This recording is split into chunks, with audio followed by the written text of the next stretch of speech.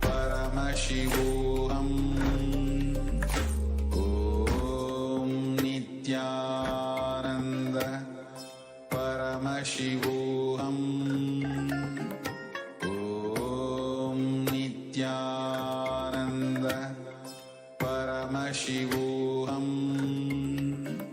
Om Nithyananda Paramashivoham. Om Nithyananda Paramashivoham. Om Nithyananda Paramashivoham. Om Nithyananda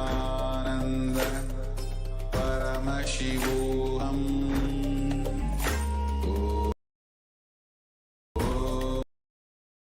Om Nithyananda Paramashivoham. Om Nithyananda Paramashivoham. Om Nithyananda Paramashivoham. Om Nithyananda Paramashivoham. Om Nithyananda Paramashivoham.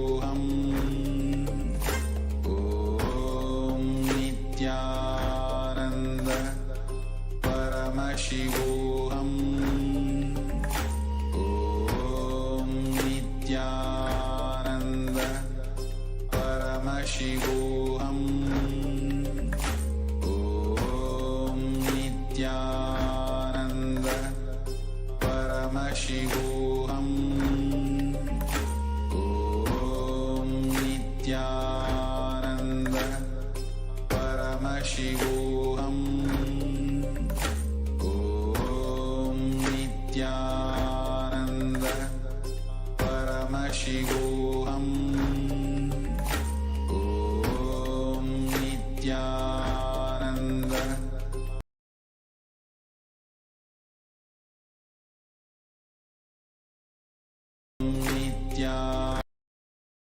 Nithyananda Paramashivoham.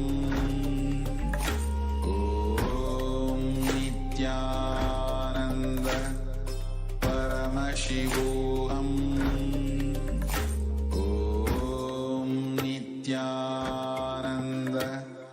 Paramashivoham. Om Nithyananda Paramashivoham. Om Nithyananda Paramashivoham. Om Nithyananda Paramashivoham. Om Nithyananda Paramashivoham. Om Nithyananda Paramashivoham. Om Nithyananda Paramashivoham. Om Nithyananda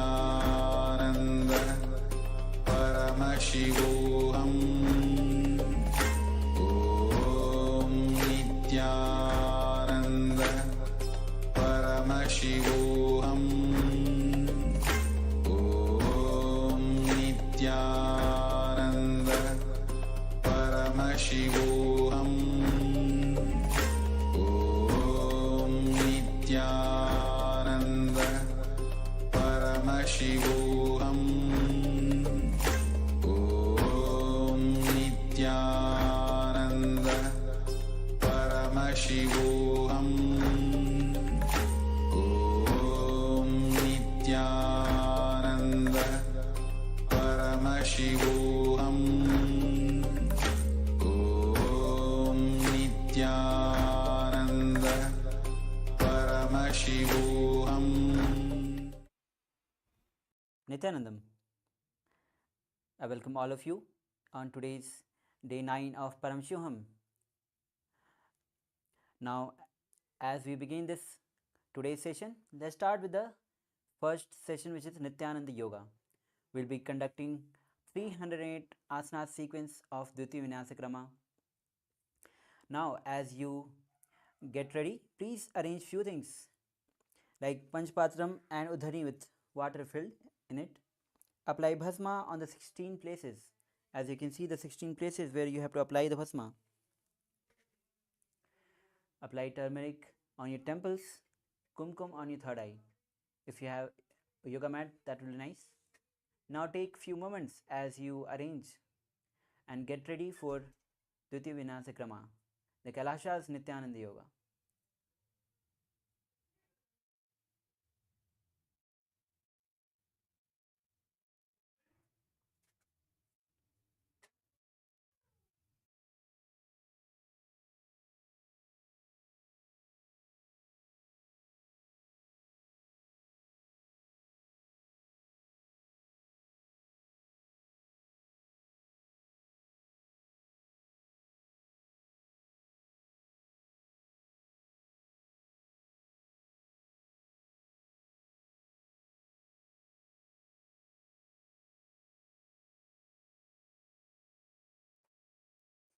Yes. Now, as we start our session, let's join our hands in Namaskar Mudra in front of our heart center. Inhale deeply as we start with the Sadguru Vandanam. नित्यानन्दं परमसुखदं केवलं ज्ञानमूर्तिं द्वन्द्वातीतं गगनसदृशं तत्त्वमस्यादिलक्ष्यम् एकं नित्यं विमलमचलं सर्वधी साक्षिभूतं भावातीतं त्रिगुणरहितं सद्गुरुं तं Namami. The next will be chanting the Shiva Mula mantra and invoking the presence of Paramashiva before we start the ritual of Nithyananda Yoga. Om Ham Hom Shivaya Namaha. Om Ham Hom Shivaya Namaha. Om Ham Hom Shivaya Namaha. Om Ham Hom Shivaya Namaha. Om Ham Hom Shivaya Namaha. Om Ham Hom Shivaya Namaha. Om Ham Hom Shivaya Namaha. Om Ham Hom Shivaya Namaha. Om Ham Hom Shivaya Namaha. Om Ham Hom Shivaya Namaha. Om Ham Hom Shivaya Namaha. The next is the Tattvachamanam, the ritualistic cleansing. Now, keeping your right hand in the Gokarna Mudra as the Acharyas are demonstrating, take another knee of water into your right palm. Sip the water thrice as we chant the following mantras. Om Atma Tattvam Shodhayami Swadha. Om Vidya Tattvam Shodhayami Swadha. Om Shiva Tattvam Shodhayami Swadha. Wash your hands with another knee of water. Wipe your lips twice with the base of your right thumb. Om Ham Hridayaya Namaha. Again wash your hand.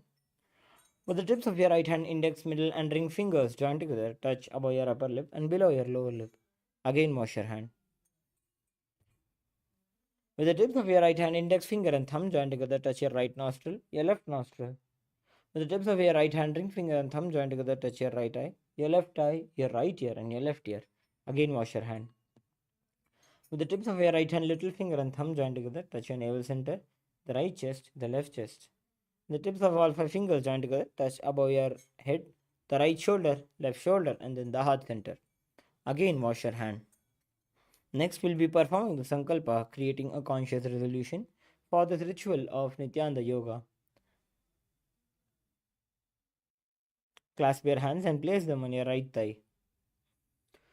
Om Mamopata Samasta Duridakshayadvara Bhagavat Sri Nithyananda Paramashiva Prityartham Sri Nithyanandeshwari Paramashiva Shakti Sameta Sri Nithyanandeshwara Paramashiva Prityartham Cha Adya Purvokta Evam Guna Visheshena Vishishtayam Asyam Shubhatithau Purna Arogya Yukta Dridhagatara Yogiga Sharira Siddhyartham Paramashiva Shakti Avishkaranartham Nithyananda Yoga Abhyasam Karishye. Now wash your hand with another knee of water. Om Apaupasprisya.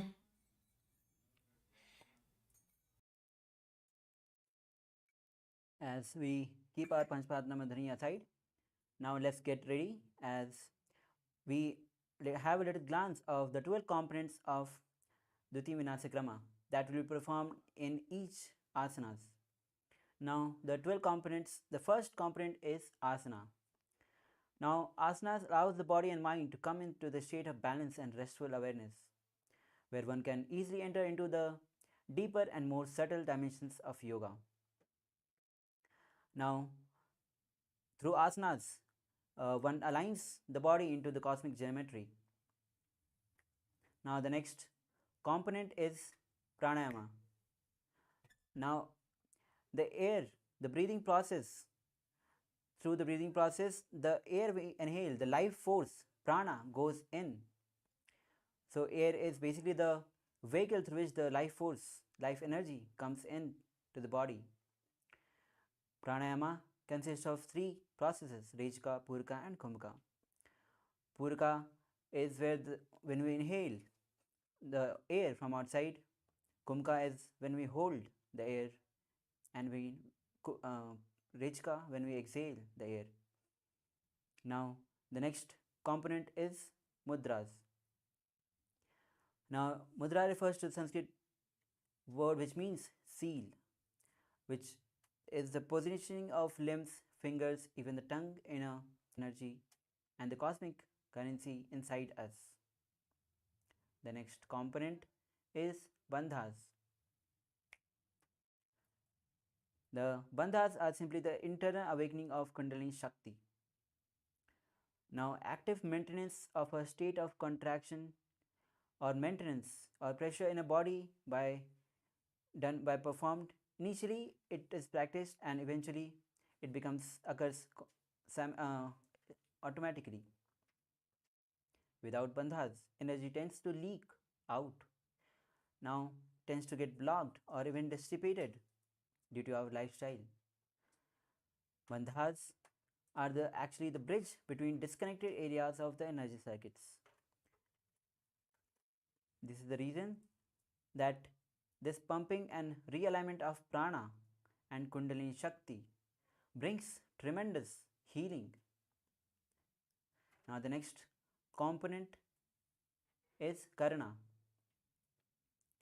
Now Natyasastra describes the combination of movement of hand and feet, even the fingers, as a karna in a sacred dance. Performing karna puts us in a state of high awareness of our body engaging in multiple body parts at the same time. The next component is visualization. Now in the science of yoga, context and intentions are everything. Why you bend your body matters. For whatever intention you move the body, that experience will be delivered.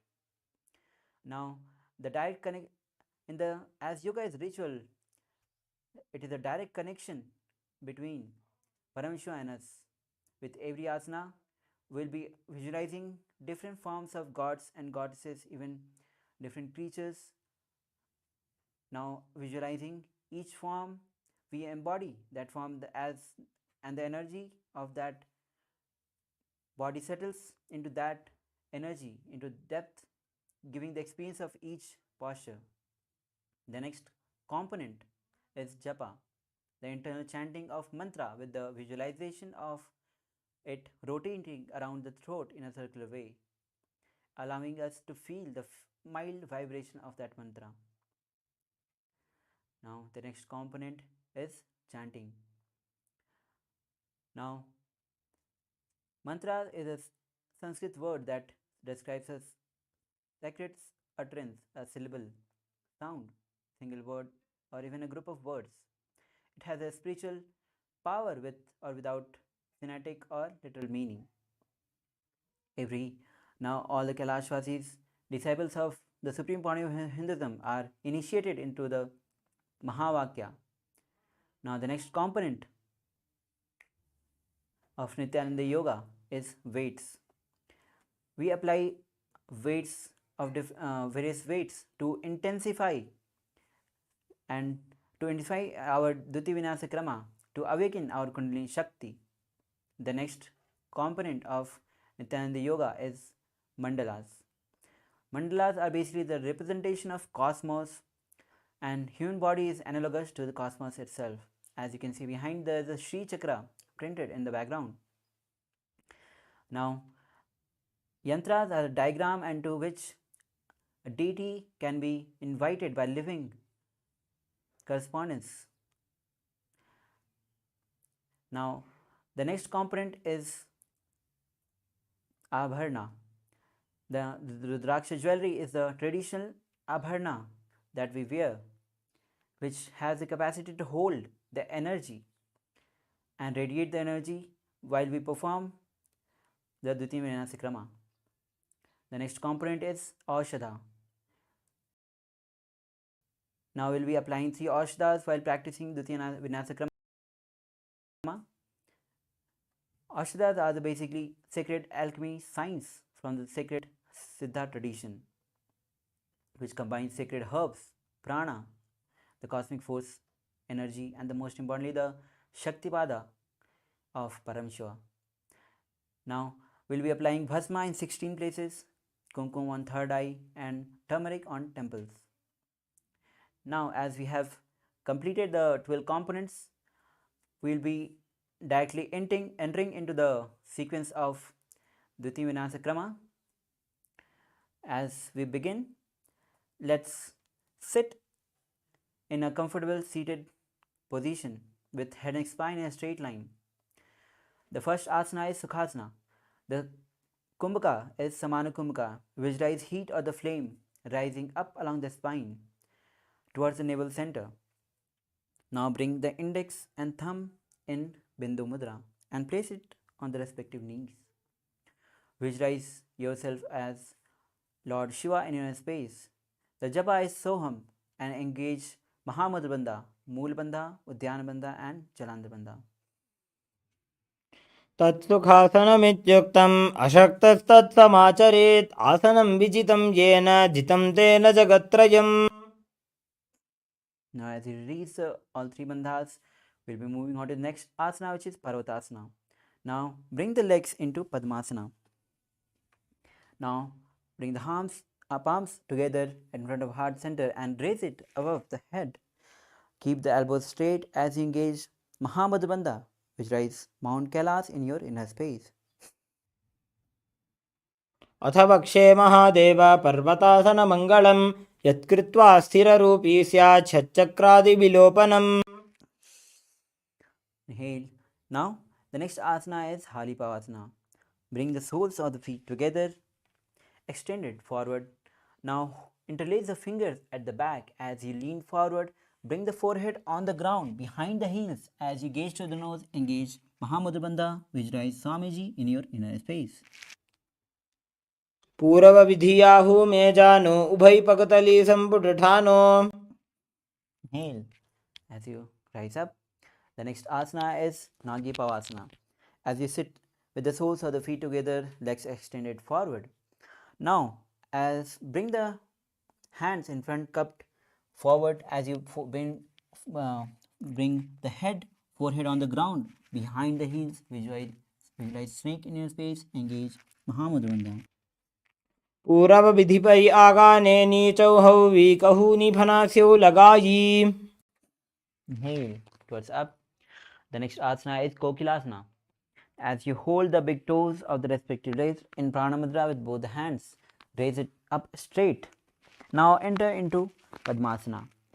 Now place the elbows on the ground, engage Mahamudra Bandha and visualize bird in your inner space. अथान्यदासनं वक्षे येन सिद्धो भवेन्नरः अकस्माद्वायुसञ्चारं कोकिलाख्यासनेन च. Inhale, rise up. The next asana is Nithyananda. As you bring one ankle on the opposite knee and hold the opposite elbows, engage Mahamudra Bandha as you gaze to the nose, visualize Swamiji in space and start rotating the arms in one clockwise direction and then in an anti-clockwise direction. घोड़ा बावां पादकी आशमाहिली सोज दक्ष चरण को बारलौता परिगुल्फ समोज.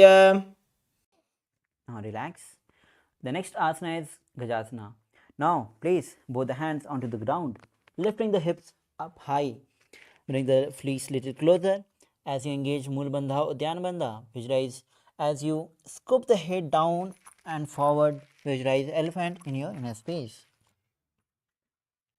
निब्जं पादाग्रे भूमौ कृत्वा लंबी भुजा मस्तकाग्रे निधाय. Now relax. The next asana is Rakshasana. Now as you lift the right heel up, left feet pressed down onto the ground. Engage Mool Bandha or Dhyan Bandha as you alternatively switch the position of the legs. Visualize beer in your space. एकैकं पादमाकुञ्च्य गजासनं कुर्यात् वृक्षासनं भवति. Now relax and stand tall. The next asana is Vaishasana. Now stand tall on the big toes. Bring index finger, middle finger and ring finger at the heart center. Elbows pad to the ground. Engage Mool Bandha or Dhyan Bandha. Visualize Swamiji in your inner space. केशेन पादयुगलं बद्ध्वादिष्टे दधोमुखः अथ वैश्यावक्षे यत्कृत्वा सत्यवान् भवेत्. Now relax. We'll be moving on to our first karna, which is Urdhva Janu Karna. As you bring the legs in Aramandi, which is heels together, toes apart at 45 degree. Bend the knees. Now bring both the hands at the heart center. Now start twisting the legs and hands simultaneously from outside to the heart center and then ground on the normal position. Then repeating this on the other side again and again, alternatively on both the sides. Yes, now relax. The next asana is Balalingasana. As you stand on the left leg, raise the right knee to the chest, hands in Sarva Shankari Mudra, interlaced outside and holding the knees close to the chest. Visualize yourself as caressing a baby as you engage Mahamudra Bandha. एकं जानु उरसि आलिङ्ग्य स्थातव्यं बाललिङ्गनं भवति. Relax. The next asana is Padpidanasana. As you stand on the left leg, bring the right foot and hold it with both the hands at the back of the buttocks. Now as your head and spine is straight line, gaze, visualize Swamiji in his space as you engage Mahamudra Bandha. स्थित्वैकस्मिन् पादतले कराभ्यां वेष्टयेत्तनुं पृष्ठे संस्थाप्य यत्नेन पादपीडनमासनम्. Now relax. The next asana is Natarajasana. As you stand on the left feet. Now hold the right foot with the right hand. As you lean forward, bring the left hand in Bindu Mudra. Visualize Lord Nataraja in his face. Engage Mool Bandha and the japa is Soham. उत्तानपादं क्रौञ्चं च मरीचिं वीरभद्रकं नटराजं त्रिकोणं च सुप्ताङ्गुष्ठप्रसारणे. We'll be repeating Balalingasana on the other side. As you stand on the right leg, bring the left knee to the chest, hand in Sarva Shankari Mudra. Holding it, bringing the knee to the chest, closer to the chest. Now visualize yourself as you are caressing a baby. Engage Mahamudra Bandha. एकं जानु उरसि आलिङ्ग्य स्थातव्यं बाललिङ्गनं भवति. Now we'll be repeating Padpidanasana on the other side. As you stand on the right leg, bring the left foot, holding it with both the hands, head and spine in a straight line. Engage Mahamudra Bandha. Visualize Swamiji in your inner space. स्थित्वैकस्मिन् पादतले कराभ्यां वेष्टयेत्तनुम्. Next asana is Natarajasana. As you kick and pull the left foot at the back, holding it with the left hand, right hand in Bindu Mudra forward, leaning forward. Visualize Lord Nataraja in your inner space. उत्तानपादं क्रौञ्चं च मरीचिं वीरभद्रकं नटराजं त्रिकोणं च सुप्ताङ्गुष्ठप्रसारणे. Now relax. We'll be entering into second karna, which is Ardharechita karna. As you stand in Aramandi. Now bring the right toe on the ground behind the left. Heels up. Bring the left hand at the heart center. Now right hand to the nose and swing it like a pendulum few times. Now switch the position of hands and leg and swing the left hand like a pendulum on the other side. Now relax. The next asana is, now we'll be performing a skeleton dance as you stand and visualize yourself as pure bones and shake the body intensely. Keep shaking the body without following any particular movement. Just shake your body, move across the whole mat.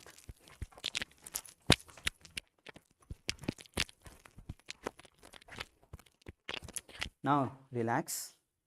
Now the next karna is Katichinna karna as you stand in Aramandi. Hands above the head, palms facing back as you twist on the right side hip and palms opening, and now twist on the other side. Repeating this again and again on both the sides. Now relax. The next asana is Tadasana as you stand tall and the big toes. Bring the hands above the head, palms facing each other. Visualize yourself as a palm tree. Engage Mahamudra Bandha. The japa is Shivoham. महामुद्राबद्ध कोनो ताड़ासन विभेदकान्विनो तानं सदा कुर्यादन्तर्वत्नीपतिप्रिया. Now the next asana is Uttanasana as you stand on both the feet. Now as lean forward, hands on the side of the feet. Now head to the knees. Visualize Swamiji in your space as you engage Mahamudra Bandha. महामुद्राबद्ध कोनो ताड़ासन विभेदकान्. Now quickly weigh the mala if you have dropped. Now bring the body in the plank position. We'll be performing Tarakshvasana as you tuck the chin to the chest and start rotating the head from left to right. गजासनमस्थित्वा मस्तकं वारं वारं दक्षिणकुक्षिं सव्य. Now lower your body down. The next asana is Bhujangasana.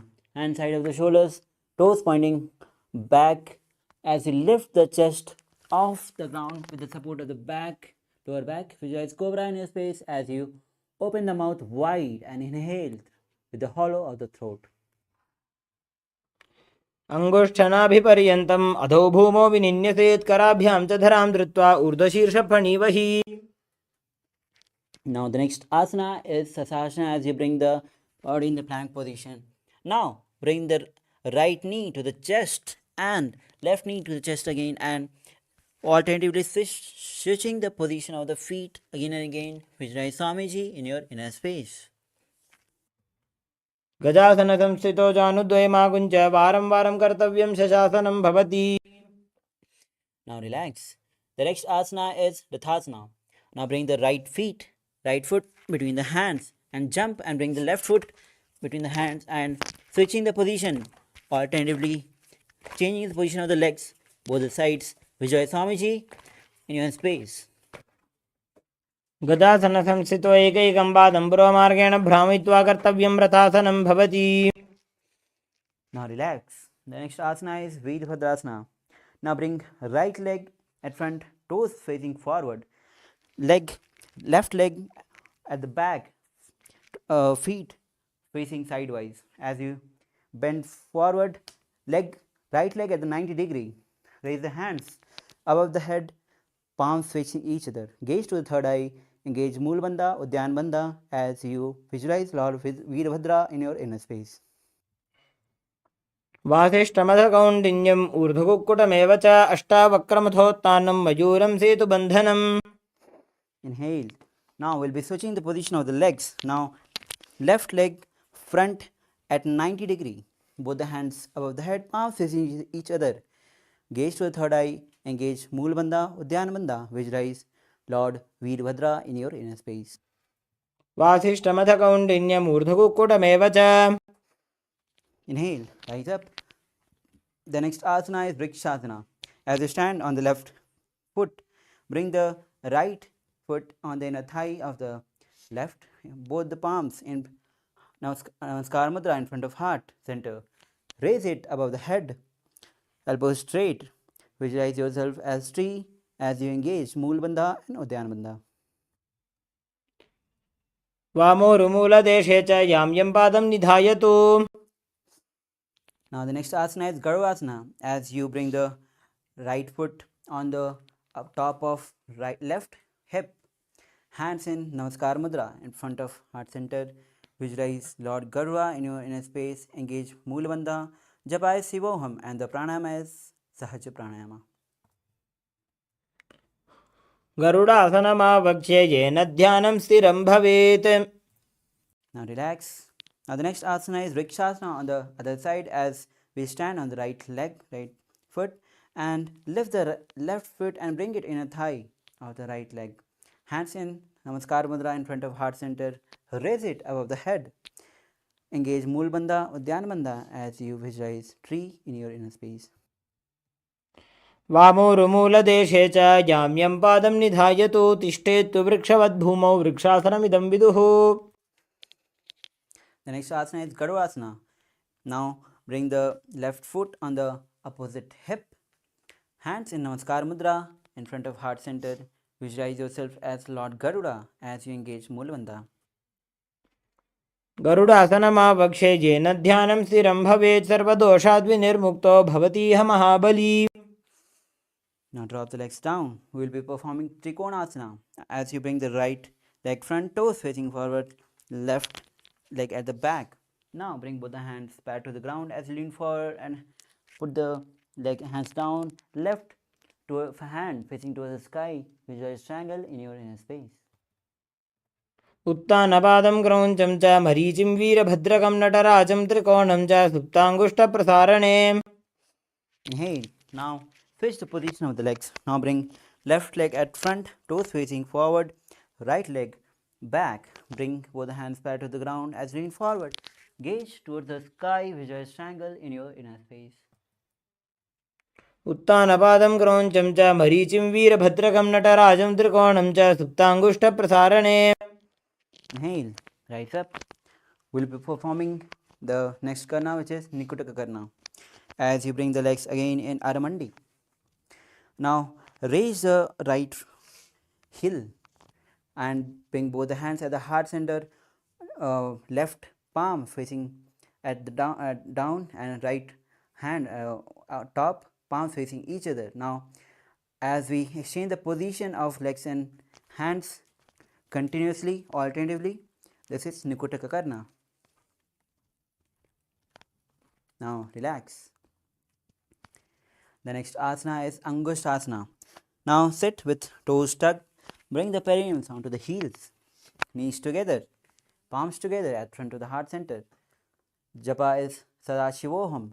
Engage Moolbandha as you visualize Swamiji in space, and the pranayama is Bhramri pranayama. When you inhale like a male bee and exhale like a female bee. कबन्धासनमित्याहुः गोरक्षासनमेव च अङ्गुष्ठमुष्टिकं ज्ञेयं ब्रह्मप्रासादितं तथा. Now the next asana is Swarasana. As you extend one right leg at front, toes facing upward, hands, fingers on the ground, palms facing forward in Varamudra. Visualize Swamiji in your inner space as you keep performing Bhramri pranayama. प्रसारीकं पादतलं संस्थाप्य त्वेकपादकम्. Now the next asana is Vidhunanasana. As from the same position of Sarasana, right hand in Pranamudra, hold the big toe of the right leg. Head bend forward and head to the knees. Hold the ankle of left leg with the left hand. Visualize Swamiji in your inner space.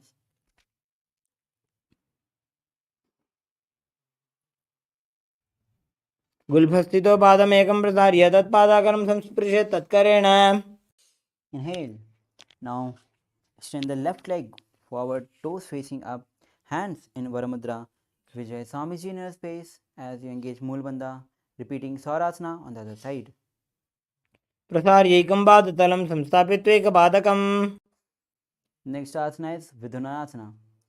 Now bring left hand in Pranamudra. Hold the big toe of the left leg.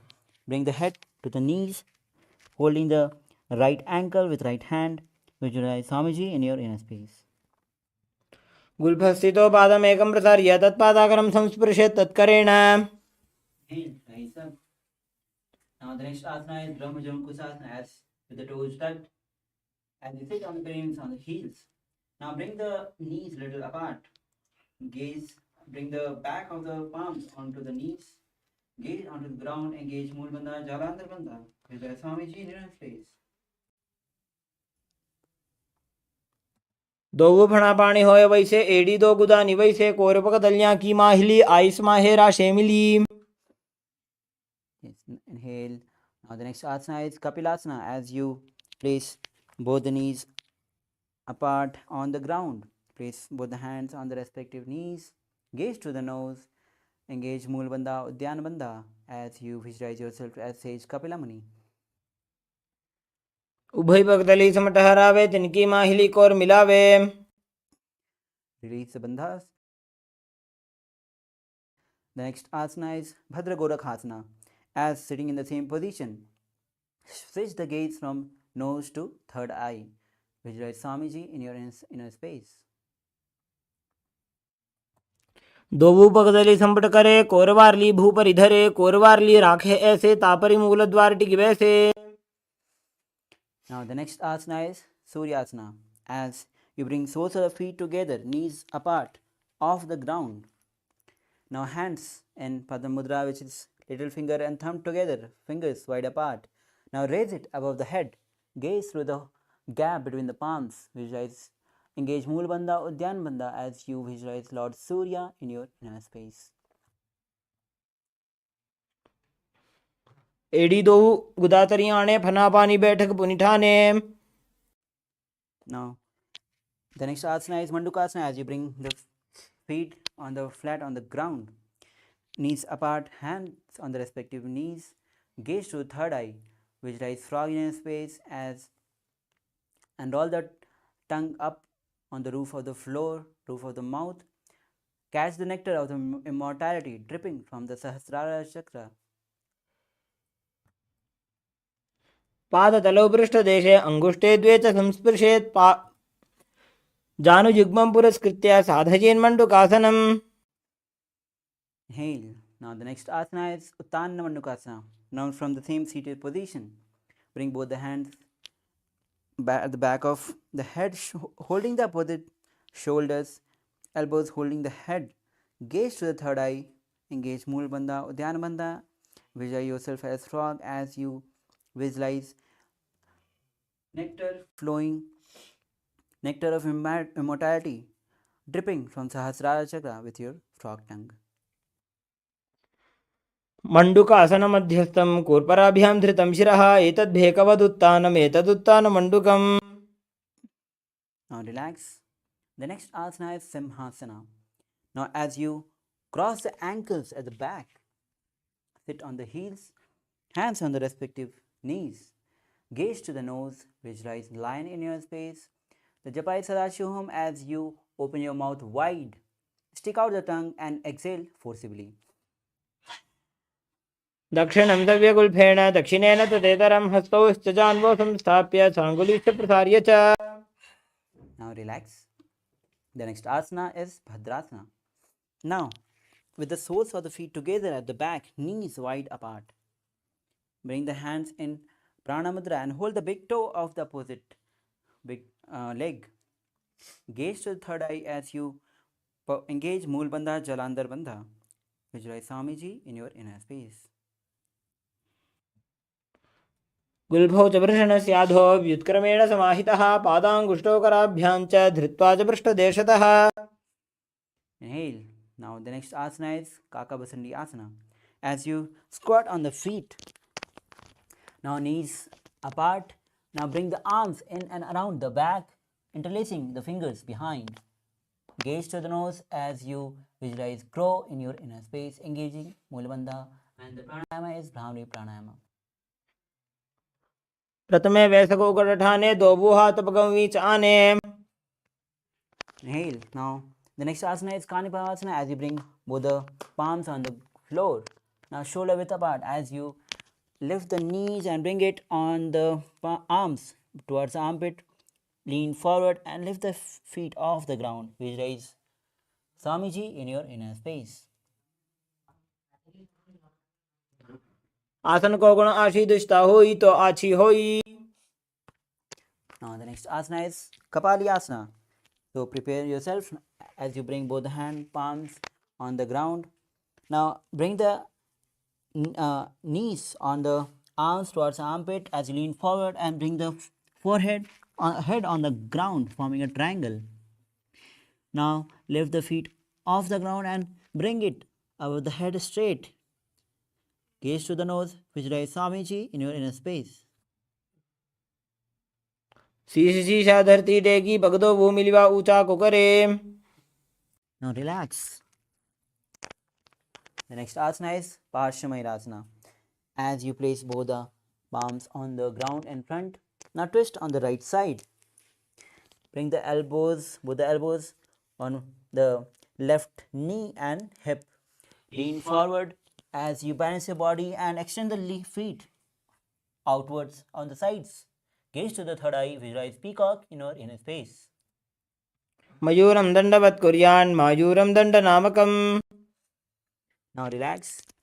Now we'll be performing my Parshamayurasana on the other side as you place both the palms on the ground, twist on the left side, elbows on the right hip and knees, lean forward, balance the body as we extend the feet outward on the sides, gaze to the third eye, visualize peacock in your inner space. मयूरम दंडवत कुर्यान मायूरम दंड नामकम कुर्यान मायूरम पार्श्वाभ्याम मायूर पार्श्व नामकम. Now relax. Bring the body in the plank position. The next asana is Vairagyanathasana. Now bring the right foot from outside between the hands as you gaze to the third eye. Visualize Lord Kalbhairava in inner space. The pranayama is Richka pranayama. आसन को गुण पीति जाई. Now bring the right leg back. Now bring the left foot from outside between the hands. Gaze to the third eye. Visualize Lord Kalbhairava in your inner space. आसन को गुण पीति जाई. Now bring the body in the plank position. We are moving to the next asana, which is Unmukh Pithasana. Now bring the elbows on the ground. Now as you lift the hip high, feet closest to the body, gaze to the third eye. Visualize Swamiji in your inner space. भून्यस्तो जानुनी हस्तो चतुष्पदम वाङ्मुखम उत्थापितांघ्रियुगल कटिस्थलम अभिरुका. Now again from the plank position, we'll be performing Vasishthasana.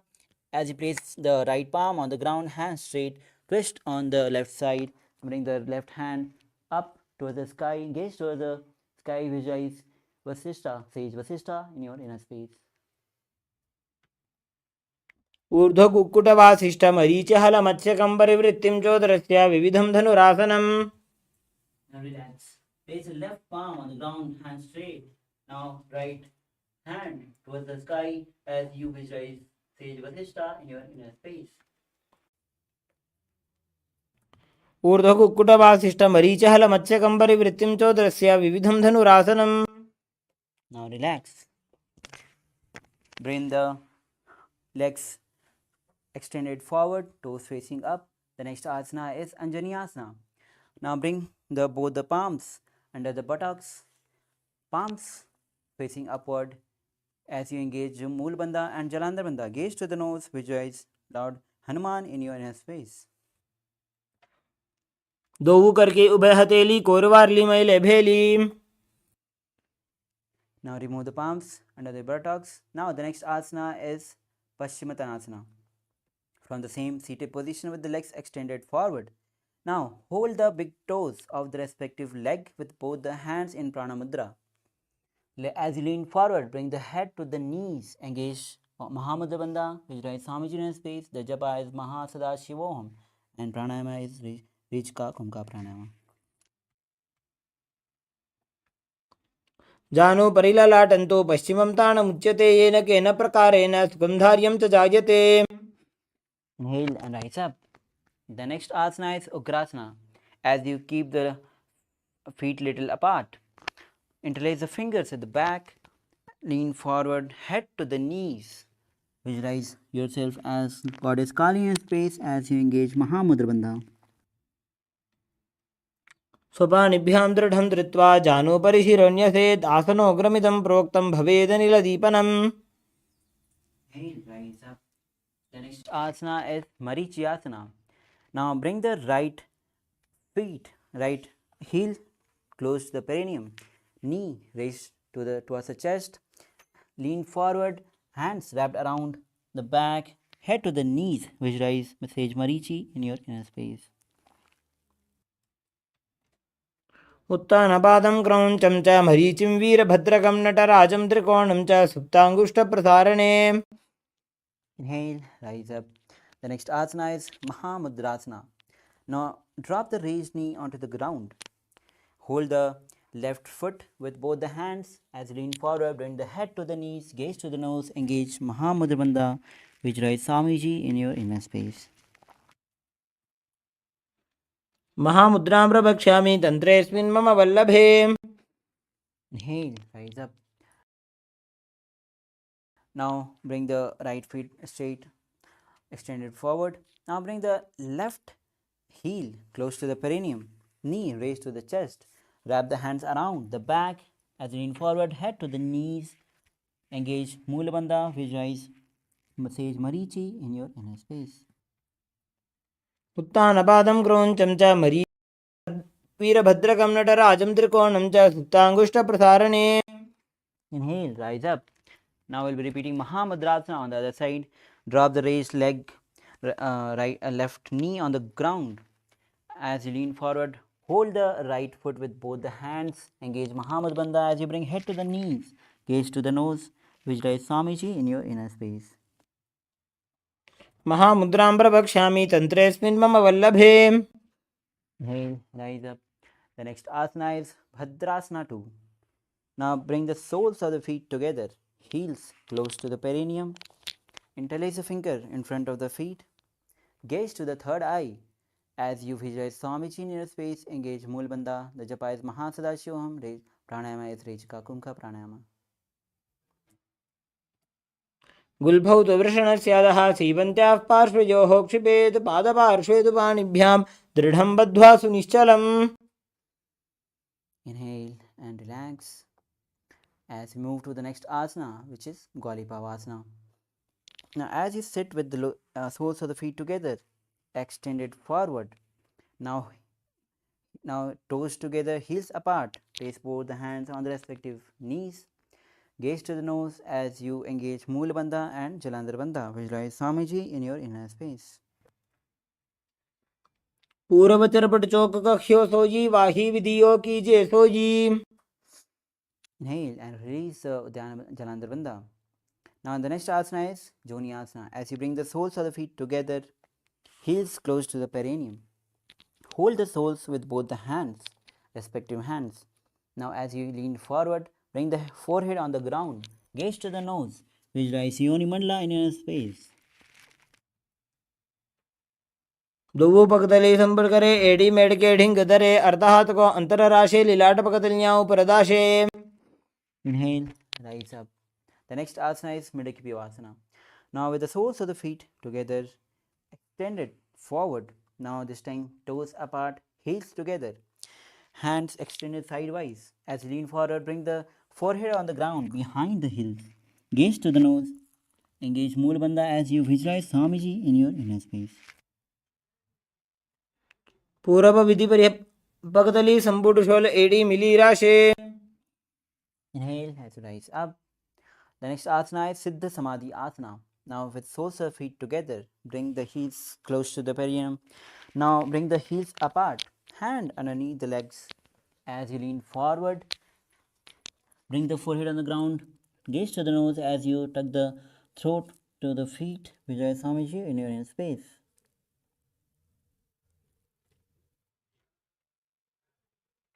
दोबू पकतली संपुट करे सोले मेढ़ आगा में धरे. Inhale, rise up.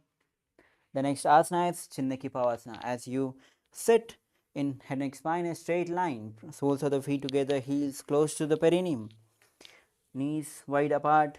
Now open the feet, holding it with both the hands. Open the soles like you're opening a book. Place the elbows on the respective knees. Gaze to the nose, visualize Swamiji in your inner space. दो पगा की एड़ी धरती मगिवा मेढ़ लगावे. Inhale. Rise up. The next asana is Asana. As you again sit with the soles of the feet together with head and spine in a straight line. Place both the hands on the respective knees, pressing it downwards, trying to bring the knees to the ground. Engage Moola Bandha or Dhyana Bandha. Gaze to the third eye. Visualize Swamiji in your inner space. दो पगदली संपुट धारे आगा ने कर जा रे पसारे. Now release the Uddiyana Bandha. As we move on to the next asana, which is Paramashivoham. Now, as you sit with toes tucked on the ground, bring the heels up, knees wide apart. Try to bring the knees to the ground. Now, hands in Bindu Mudra, index and thumb together on the respective knees. Engage Moola Bandha and Uddiyana Bandha as you gaze to the third eye. Visualize Lord Kalabhairava in your inner space. गुल्फो संपीठ चान्योन्यं व्युत्क्रमेणोत्थितं शनैः जान्वोः पार्श्वगतौ हस्तौ दण्डवद्भैरवासनम्. Inhale and release. Relax the feet. Now the next asana is Samanasana. Bring the left heel close to the perineum. Right foot to the chest, holding it with both the hands. Gaze to the third eye as you visualize Swamiji in your inner space. समानासन मावक्षे सिद्धमंत्रादि साधनात्. The next asana is Apanasana. Now bring the right foot on the top of the respective shoulder. Now raise the left leg straight up. Visualize Swamiji in your space as you gaze to the third eye. केवलं पादमेकं च स्कन्धे चारोप्य ततः एकपादेन गगने तिष्ठेत दण्डवत् प्रभो. Now lower the legs down. We'll be repeating Samanasana on the other side as you bring right heel close to the perineum. Lift the left foot to the chest, holding it with both the hands. Now gaze to the third eye as you visualize Swamiji in your inner space. समानासन मावक्षे सिद्धमंत्रादि साधनात्. Now we'll be repeating Apanasana on the other side as you lift the left leg on the top of the left shoulder. Raise the right feet extended forward, up. Gaze to the third eye, visualize Swamiji in your inner space. केवलं पादमेकं च स्कन्धे चारोप्य ततः. Now lower the legs down. We'll be performing Gomukhasana as you place the left leg on the ground, heels touching the perineum. Now bring the right on the top of the left, hands interlaced on the top knee. Gaze to the nose as you visualize cow in your space. Engage Moola Bandha. Japa is Om Nithyanandoham and the pranayama is Sitakari pranayama. सव्ये दक्षिणगुल्फं तु पृष्ठपार्श्वे नियोजयेत्. Now relax. The next asana is Anushasana. With the same seated position as in Gomukhasana, bring the hands in Pranamudra, hold the big toe of the opposite leg. Now engage, perform Sitakari pranayama as you gaze to the nose, visualize Rishika Anusha in your space and then engage Moola Bandha and Uddiyana Bandha. दक्षिण गोड़ों नीचे उठाने बाहों ताके ऊपर आने. Now as you release the Uddiyana Bandha, we'll be moving on to the next asana, which is Anushasana 2. Now in the same seated position, interlace the fingers at the back as you lean forward. Try to bring the forehead on the ground. Try to touch the knees, nose to the chin, nose to the knees. Now give a gaze to the nose as you visualize Rishika Anusya in your inner space. जीमणा गोदा की संधि उपरिडा बागोड़ा की संधि मिलाई राशे गोड़ा सेवले पकदल्यालो आड़वाई सुधाराशे. Inhale, rise up. The next asana is Garudasana as you bring the left heel close to the perineum. Right knee raised to the chest, holding both the knees with the respective hands. Gaze to the nose, visualize Lord Garuda in your inner space. Davos पग मोड़ी एड़ी माहिलो गुल्फमूलत बारनी चाहिए. Now relax. The next asana is Naradasana. Now sit on the left heel. Now interlace the fingers at the back as you twist on the right side. Gaze to the third eye as you visualize sage Narada in your inner space. पृष्ठज वाम दली केरी भूपरिता ही लगावे फेरी. Inhale and twist your body. The next asana is Matsya Pitaka Asana. As you bring the left feet on the right thigh. Now bring the right knee raised up. Hold the right big toe with the right hand in Prana Mudra. Left hand holding chin. Gaze to the nose. Visualize Matsya, the fish incarnation of Vishnu, as you engage Moolabandha and perform Siddhikari Pranayama. वामे रवामांगुष्टंतो गृहीतं मत्स्य पीठकम्. Now, and twist your legs. Place the right leg on the floor with heels touching the perineum. Bring the left leg on the top. Interlace the fingers on the top knee. Gaze to the nose. Visualize cow in space as you perform Siddhikari Pranayama. सव्ये दक्षिणगुल्भंतो पृष्ठपार्श्वे नियोजयेत्. Now we'll be repeating Anushasana on the other side as be seated on the Gomukhasana, hands in Prana Mudra, holding the big toe of the opposite leg. Gaze to the nose as you visualize Rishika Anusya in your space. Perform Siddhikari Pranayama and engage Moolabandha and Nithyananda. दक्षिण कोण नीचे उठाने बाबों के ऊपर आने. Now release Udyan Bandha. From the same seated position, interlace the fingers at the back as you lean forward. Gaze to the nose. Bring the forehead on the ground. Right touch nose to the knees. Visualize Rishika Anusya in your inner space. जीमणा गोदा की संधि उपरिड़ा वा गोड़ा की संधि. Inhale, rise up. The next asana is Garudasana as you bring the right heel close to the perineum. Left knee to the chest, feet close to the body, hands on the respective knees. Gaze to the nose. Visualize yourself as Lord Garuda as you engage Moolabandha and perform Siddhikari Pranayama. Davos पग मोड़ी AD माहिलो गुल्भ मूल द्वार नीचे दे. Now relax. We'll be repeating Naradasana on the other side. As you sit on the right heel, bring the perineum on the right heel.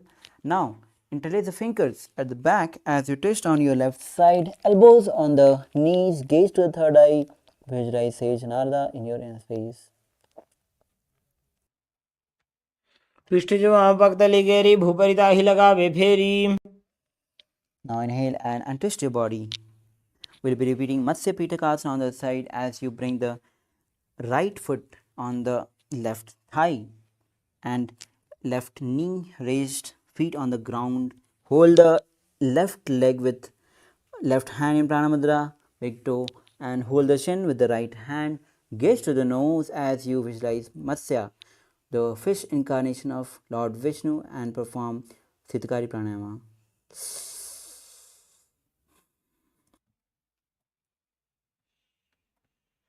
वामे नवामांगुष्टंतो गृहीत मध्य पीठकम्.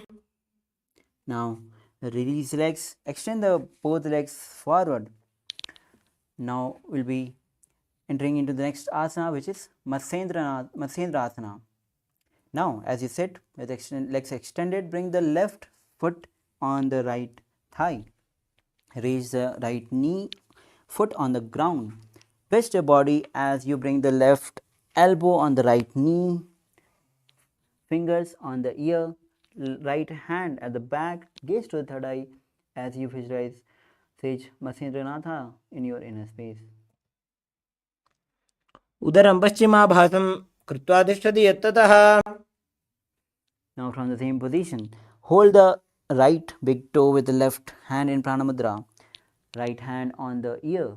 Gaze to the third eye as you visualize camel in your space performing Kubasana. आसन को गुण झोलो जाए.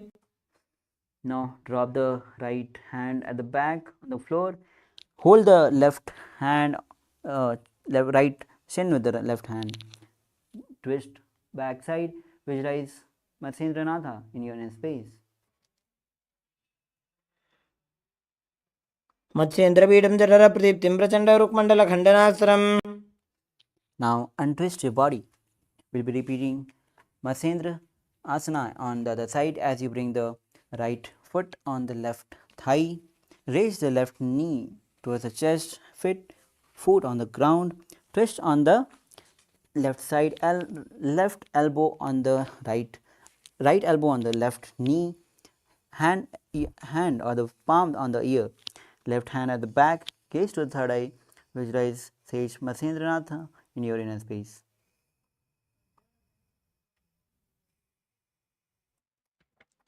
उदरं पश्चिमाभासं कृत्वा तिष्ठति यत्ततः.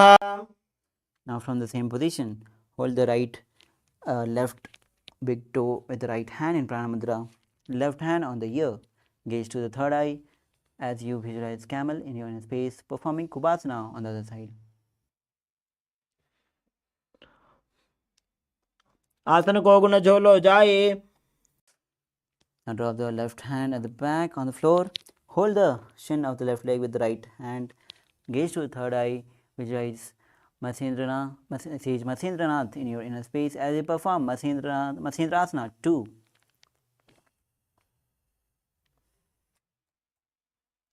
मत्स्येन्द्रपीठं जठरप्रदीप्तिं प्रचण्डरुक्मण्डलखण्डनास्त्रम्.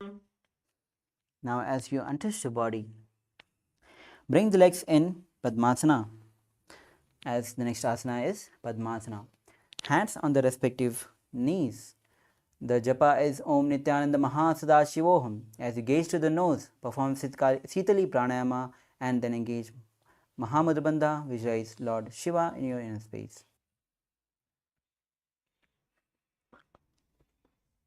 आसनं द्विधं प्रोक्तं पद्मं वज्रासनं तथा. Now release all the bandhas. The next asana is Padmasana 2. Now be seated in the Padmasana as in last asana. Hands in Pranamudra. Hold the big toe of the opposite legs. Gaze to the nose as you engage Mulabandha. Perform Sitali Pranayama. Visualize yourself as Goddess Parvati, the consort of Shiva.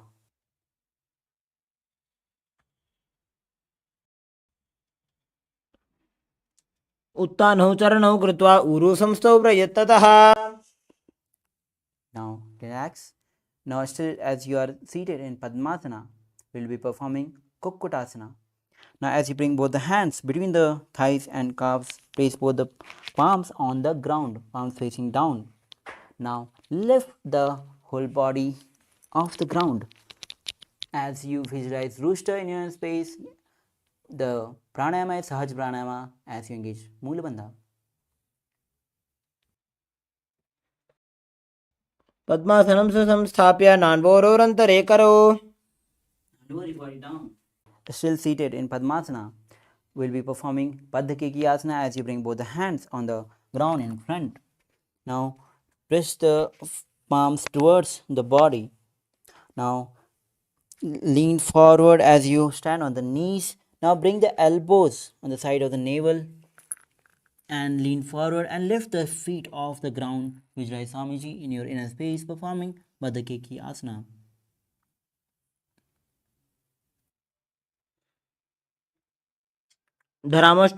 धरामवष्टभ्यकरद्वयेन तत्कोर्परि स्थापिता नाभिपार्श्वः. Now relax. Now the next asana is Mayurasana. As you bring both the hands on the ground, palms facing towards the body.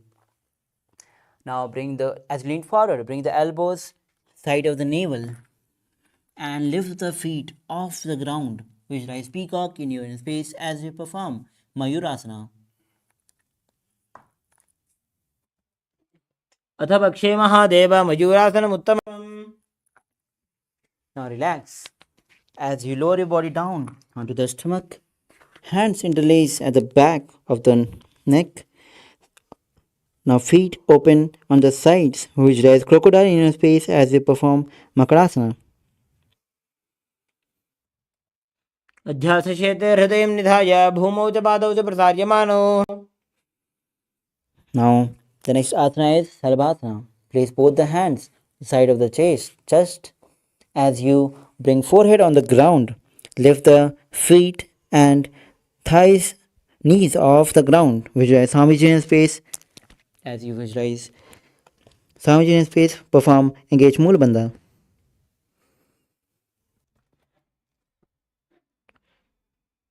अध्यासशेते करयुग्मवक्षो भूमिमष्टभकरयोस्तलाभ्याम्. Now the next asana is Vajrasana. Now hold the respective feet with the respective hand. Now as you bring the foot closer to the ground by the side of the hips, visualize camel in a space. अध्यासशेते पदयुग्मव्यस्तं पृष्ठे निधायापि धृतं कराभ्याम्. Now the next asana is Dhanurasana. Now holding the foot with the respective hand, lift the chest up and pull the legs up. Now gaze to the third eye, visualize Lord Shiva's bow in your inner space. प्रसार्य पादौ भुजदण्डरूपौ करोति पृष्ठे धृतपादयुग्मम्. Inhale and sit with head and spine straight line with perineum on the heels. Now we'll be performing Bhagasana. Place both the hands on the respective knees. Gaze to the third eye. Visualize Swamiji in your inner space. उल्टा मोड़ी पादौ वैसे बहुरो जुगति करे एक ऐसे. Inhale. Now the next asana is Gohi Asana. Now bring the hands shoulder width apart. Interlace the fingers. Bring the head count center on the floor. Hands supporting the head. Lift the hip high. Bring the feet closer and lift the feet off the ground. Knee to the chest. Try to touch the chin. Gaze to the nose. Visualize Swamiji in your inner space.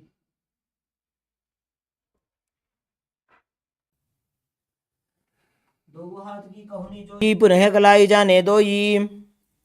From the same position, lift the legs straight up to the sky as you gaze to the nose. Visualize Swamiji in space as you perform Seats Asana.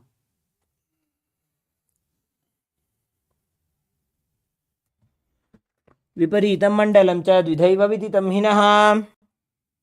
Now slowly lower your body down. Now bring the legs extended forward.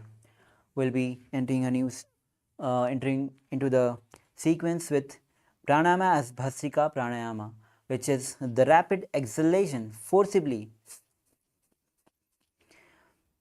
Now the next asana is Fodhyasana. As you hold the calf of the respective leg, bring it straight up, bring the head to the knees as you perform Bhasrika pranayama. Bring the Vijay Swamiji in your face.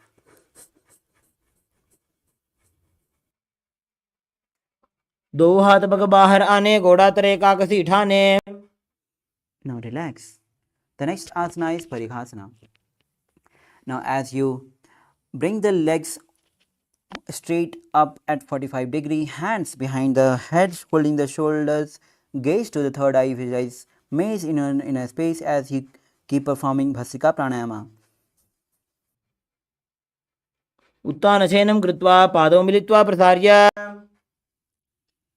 Now relax. The next asana is Naukasana.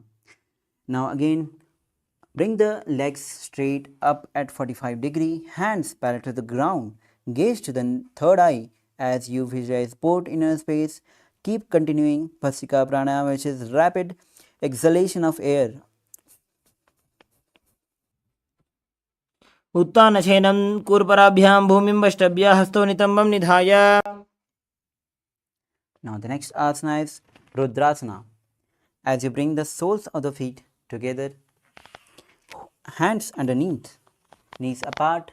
Now hold the feet with both the hands. Bring the feet close to the chest. Now rest the chin on the fingers. Gaze to the nose.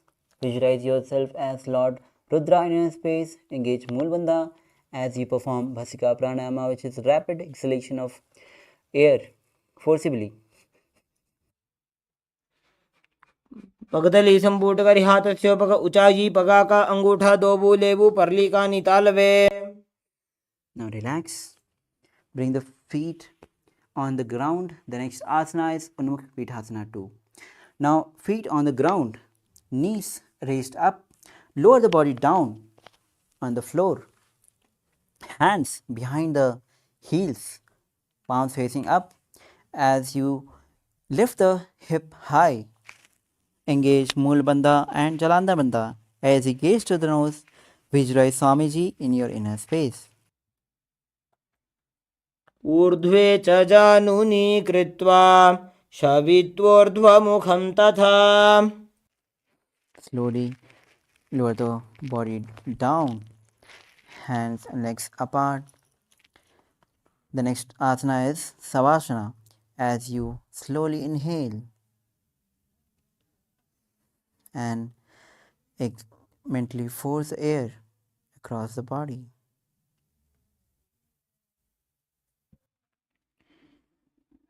उत्तानं शववद्भूमौ शयनं तु शवासनं. शवासनं श्रान्तिहरं चित्तविश्रान्तिकारकम्.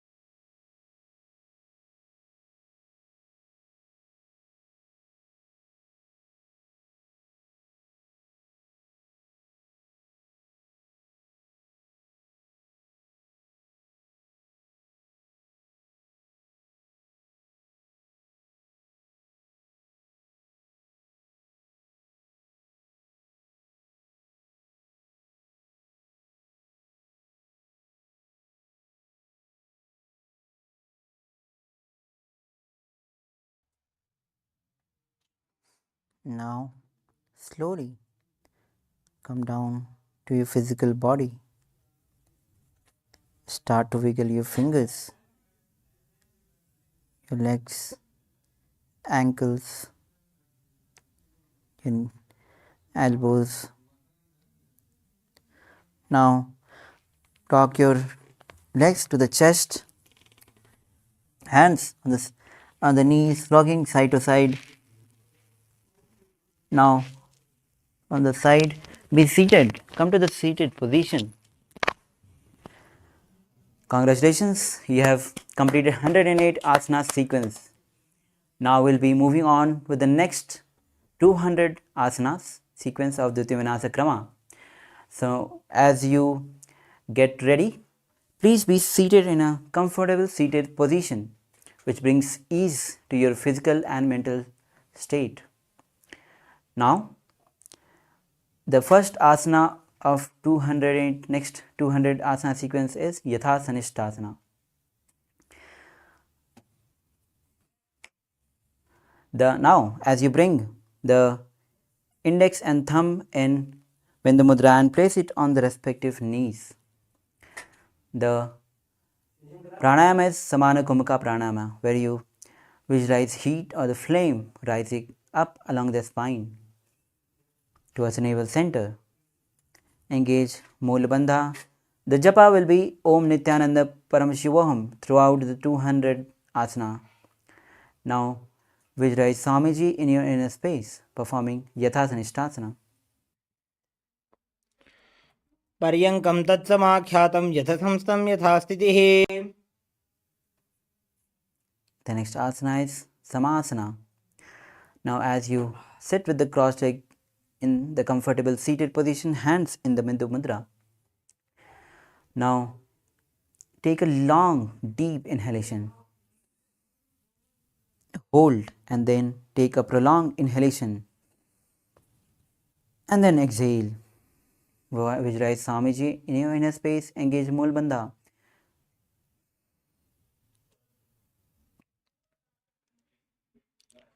इदानीं गर्भिणीनां योगाभ्यासो यथा लघुसुखप्रसवलाभाय प्रोच्यते प्राक्तनेपथि. Now relax. The next asana is Muktasana. Now place the left foot against the gentle region and bring the right foot on the left thigh. Now place the palms on the knees, palms facing down. Engage Mool Bandha, gaze to the nose as you visualize yourself as the sage liberated by the SPH. निपीड्य सीविनीं सूक्ष्मां दक्षिणेतरगुल्फतः. Now the next asana is Siddhasana, maintaining the same posture, same position as Muktasana. Switch the gaze to the third eye. Visualize Supreme Pontiff of Hinduism in your inner space.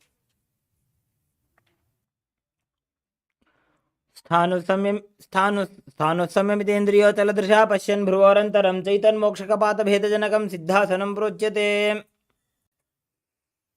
Now the next asana is Siddhyasana, maintaining the same posture as Siddhasana. Switch the gaze from third eye towards the ground. Now engage all the three bandhas as you visualize Swamiji in your inner space. वामपादुके इडीजानो श्रीमणिमदितासुकोठानो. Now release all the bandhas. As we move on to the next asana, which is Rudrasana 2. Now keep the legs in the same position as Siddhyasana. Rotate the hands in Bindu Mudra and place it on the respective knees. Gaze to the third eye as you visualize yourself as Lord Rudra, the fierce dimension of Shiva. वामचरणपरिदक्षिणराखे एकजुगुति ऐसे विदिदाखे.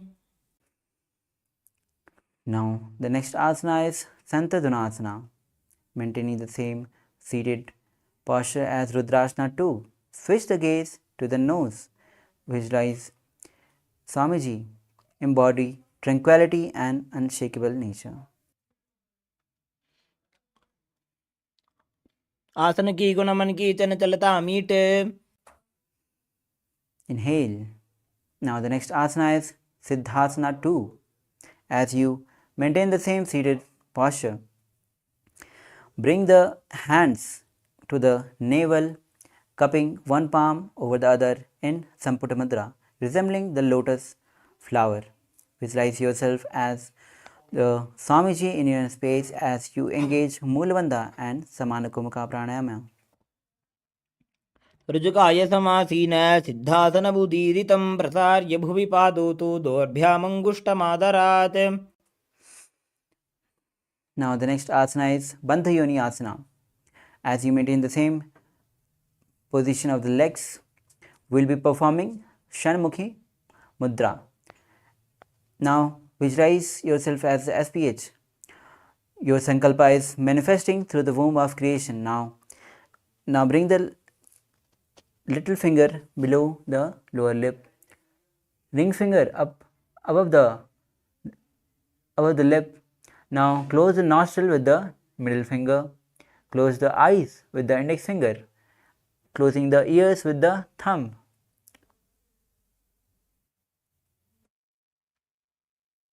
यत्र मध्ये महादेव बन्धयोन्यासने शृणु यत्कृत्वा खेचरो भूत्वा विचरेदीश्वरो यथा। Now inhale and relax.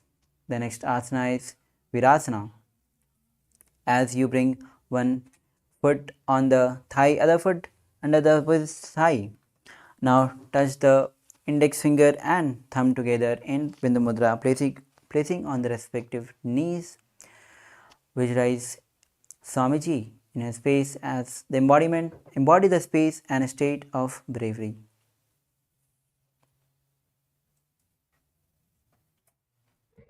एकं पादमथैकस्मिन् विन्यस्योरुणि संस्थितः। Now inhale and relax. The next asana is Valmiki Asana. As you sit in the same posture, switch the gaze from nose to the third eye. Now visualize great sage Valmiki, the poet and the author of Ramayana. डावा पगगी पगतली पुनि एड़ी है जोय। Now relax. The next asana is Yoni Mudrasana. As you be seated in the same legs posture. Now place the hands on the knees, palms facing down. Gaze to the nose as you visualize Yoni Mandala in your space, representing goddess Devi and Shakti, symbol of creative energy of the universe. वामपाद की पगतली जाहि माहिली core. Inhale. The next asana is Yoni Asana with the same seated posture. With head and spine in a straight line, switch the gaze to the third eye. Visualize Yoni Mandala representing goddess Devi and Shakti, the symbol of creative energy of the universe. योन्यासनं पर्वतेन योगं योगफले नीलं तत्कालफललं तावत् खेचरो यावदेव हि। Inhale, relax. The next asana is Bhadrasana 3. Now bring the soles of the feet together, holding it with both the hands. Heels close to the perineum. Bring the knees towards the ground. Gaze to the nose as you engage Mulbandha and Udyanabandha. Visualize Lord Veerbhadra in your inner space. गुल्फौ च वृषणस्यादः सीवन्त्याः पार्श्वयोः क्षिपेत् सव्यगुल्फं तथा सव्ये दक्षगुल्फं तु दक्षिणे। Now inhale as you release the Udyanabandha. The next asana is Aghorasana. As you sit with the soles of the feet together, heels close to the perineum. Now roll the tongue up in Kechari Mudra to the roof of the mouth. Visualize yourself as an Aghori. Now bring the right hand, closing the left nostril. Inhale from the right nostril. Hold, close the right nostril and exhale from the left nostril. Repeat it on the other side. पूर्व कहो भिश्रिका जोजी वाही विधिजो कीजे sooji. Inhale and relax. Now the next asana is Kaneri Pavasana. As you bring the soles of the feet together, heels apart. Now bring the elbows on the respective heels, chin on the palms. Engage Mool Bandha, Udyan Bandha. Gaze to the nose as you visualize yourself as elephant, drinking water. ग्वाली पाव आसन का क्यों है जैसे Yahoo में जाने विदित ऐसे. Inhale, right up. As we move on to the next asana, which is Parasana. Now sit with the knees raised, arms between the legs and calves, interlace the fingers and feet off the ground. Gaze to the nose as you visualize Swamiji in your space. Pranayama is Rechika, Kumaka Pranayama, and the Bandha is Mool Bandha. ततोर्ध्वं रेचयेत् वायुं मृदुनिश्वास संयुतम्. Now as you drop the feet on the ground. The next asana is Gopi Chandasana. Now interlace the fingers around the feet with the soles of the feet together, toes at the groove in the throat. Now heels touching the chest, chin on the hands and gaze to the nose as you visualize crown inner space. Embody the state and space of a king. पूरब विधिपगा का अंगूठा कंठ को पराशे. Now as you lower the feet down on the floor. The next asana is Uttarasana. Now sit with the soles of the feet together. Now insert the hands underneath the legs. Now hold the feet with interlocked fingers, bring the feet up to the chest. Now bring the head down and touch the chin to the soles, gaze to the nose, visualize Swamiji. Visualize your body free from any defects. दोवु पगदली संपुटटाने उभय हस्त करी उरद हिताने अंगुष्ठ दोवु समटहरावे चुबक नीचे ताही लगावे. The next asana is Visishtasana. With the same posture as the last asana, now raise the feet above the head as you visualize Swamiji, visualizing yourself excelling in everything. दोवु पगदली जोड़ी संपुट करे. Now lower your legs down as we move on to the next asana, which is Bhujasana. Now from the seated position, lift both the legs over the top of the respective shoulders. Now bring the arms underneath the legs and up, interlacing it behind the neck. Visualize yourself as cobra as you engage Mula Bandha. शिरासनं तु विज्ञेयं कक्षासनम् अतः परं ग्रीवासनं च परमं भुजासनमिहोच्यते. The next asana is Kalyanasana. Maintain the seated posture, raise the legs up and bring the elbows underneath and wrap the hands at the back. Gaze to the nose as you visualize beautiful and auspicious goddess. दो हाथ पगम नीच आने तिनको गोड़ा नीचे ठाने. Now your feet down. The next asana is Sankatasana. Now while the left knee on the mat, bring the heels close to the perineum. Now bring the right leg on the top. Now bring the hands on the opposite knees. Visualize yourself as a swan as you perform Ujjayi Bandha, Ujjayi Pranayama. वामपादं चिदेर्मूलं संन्यस्य धरणीतले पाददण्डेन जां येन वेष्टयेद्वामपादकम्. The next asana is Dhenukasana. As you slide the left heel outside, on sides, place both the hands on the top knee as you engage Mula Bandha and Uddiyana Bandha, which is cow in your inner space, performing Ujjayi Pranayama. अनुषाकी Nagar पंचडं वृषेलिन्दगल्यं neem. Uddiyana Bandha. The next asana is Machandrasana. As you bring the right foot on the left thigh and left foot on the right knee. Now gaze to the third eye as you twist on your left side and hold the right thigh with the left hand and hold the left knee with right hand. Twist your body, gaze to the third eye, visualize Swamiji in your inner space. वामजङ्गपरदक्षिणठाने वामहस्तपिष्टे दिश आने. Now inhale and untwist your body. The next asana is Chandrasana 2. Hold the big toe of the opposite leg in Prana Mudra. Now as you lean forward, bring the forehead on the ground, heels touching the chest. Visualize Swamiji in your space. Perform Ujjayi Bandha, Ujjayi Pranayama. प्रथमजी मनो चरणजोजी वामजंग परिराखे सोजी ताकि येड़ी कड़ी सोलावे बहुरी जुगति यह और करावे. Inhale, rise up. As we move on to the next asana, which is Guru Asana, maintain the same seated posture. Now interlace the fingers and place it on the left knee. Engage Mahamudra Bandha, visualize Swamiji in your inner space. ऊरुमूले इतरपादस्य कनिष्ठिका प्रदेशगुल्भं संस्थाप्य. Now as you release the Mahamudra Bandha, now we'll be repeating Sankatasana on the other side. As you bring the right leg on the floor, heels touching the perineum, sit on the heels. Now bring the left leg on the top of the leg.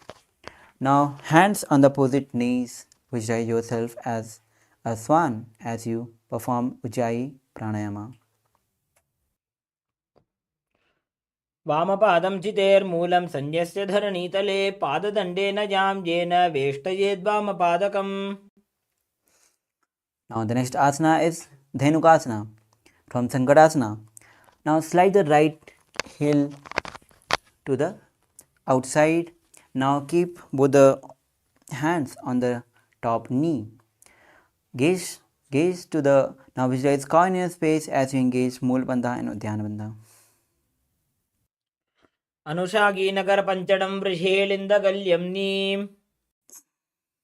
Release the Udhyana Bandha. The next asana is Machandrasana. As you place the left foot on the right thigh, right foot on the left knee. Twist on your right side as you hold the right knee with the left hand and left hand holding the right hand holding the left thigh. Gaze to the third eye as you visualize Swamiji in your inner space. वामजंग परिदक्षिणठाने वामहस्तपिष्टे दिश आने बहुरो दक्षिणपद है जोजी ताकि नलिजू पकरे सोई. Now untwist the body. Inhale. The next asana is Machandrasana 2. From the same posture of Machandrasana, now hold the big toe of the opposite leg in Prana Mudra. As you lean forward, forehead on the ground, chest to the knees, chest to the heels.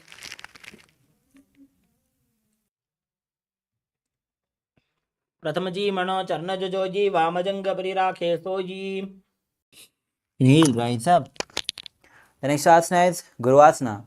Maintaining the same posture, interlace a finger and place it on the right knee. Now engage Mahamudra Bandha as you visualize Swamiji in your inner space. ऊरुमूले इतरपादस्य कनिष्ठिका प्रदेशगुल्भं संस्थाप्य. Now release Mahamudra Bandha. As we move on to the next asana, which is Parshvasana. Now sit with the feet flat on the ground, knees raised to the chest, hand holding the opposite knees, whereas you sit with spine straight, thighs together, press the tongue against the roof of the mouth in Kechari Mudra. Visualize Swamiji in your inner space. पादतले भूमो निधाय जानुनिवृति निधाय विपरीतहस्ताभ्याम् ऊरुसहितजङ्गे निबध्य. Now relax. The next asana is Bodha Shokasana from the same seated position. Now hold on to the opposite wrists. Now place the chin onto the knees. Gaze to the nose as you perform Kechari Mudra, which is placing the tongue on the roof of the mouth. As you visualize Swamiji, visualize being in an abode of bliss. दोवू पगदली भूपरि धरे कोरमाहिली ऐसे करे core मिलाजी उकड़ वैसे झंगा छाती अग्रणी वैसे. Now, the next asana is Kurakatasana. From the same position, place the arms under the knees. Hold on to the opposite elbows. Bring the feet closer to the body. Gaze to the nose as you roll the tongue up at the roof of the mouth, which is Kechari Mudra, which is Swamiji in his space. Keep performing Ujjayi Pranayama. Bandha is Moola Bandha. दोवो हाथ पग बाहर ल्यावे घोड़ा नीचे ले टहरावे आम्हा साम्हा ऐसे करे आपस में कोहनी पकड़े. Now the next asana is Sumati Asana. From the same position, now bring the right foot over the left, toes facing up. Gaze to the nose as you visualize great sage Sumati in your inner space. मूल द्वारी धरती परिठाने डावा पग परिदच पद आने. Now the next asana is Dandasana as you extend both the legs forward, toes facing up. Now interlace the fingers, wrist pointed outward. Engage all the three bandhas. Gaze to the nose, visualize Swamiji in your inner space. Perform Kechari Mudra.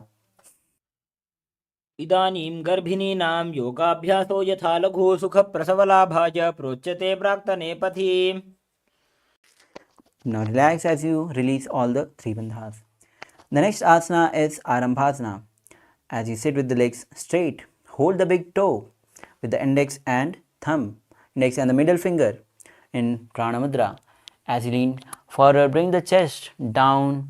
Inhale from the left nostril. Then exhale from the right nostril. Now inhale on the other side.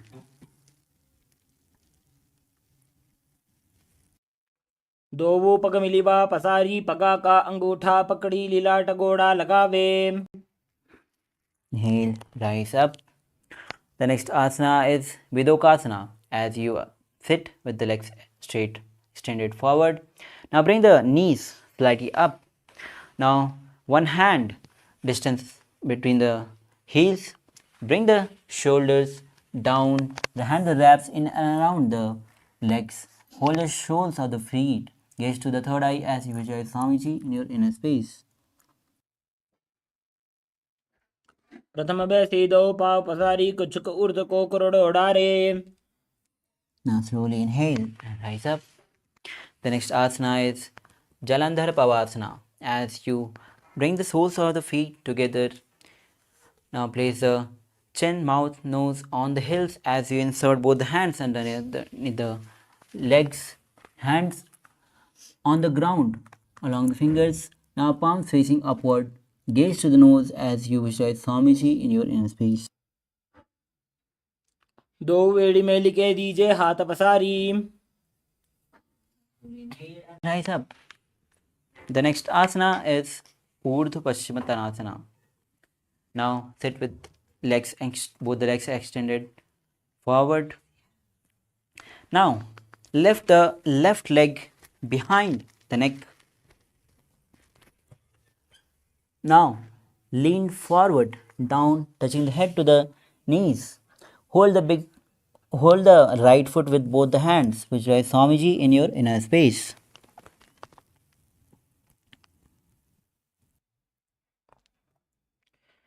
पश्चिमतानवत् संस्थितिं कृत्वा एकं पादं ग्रीवायां धृत्वा तिष्ठेत्.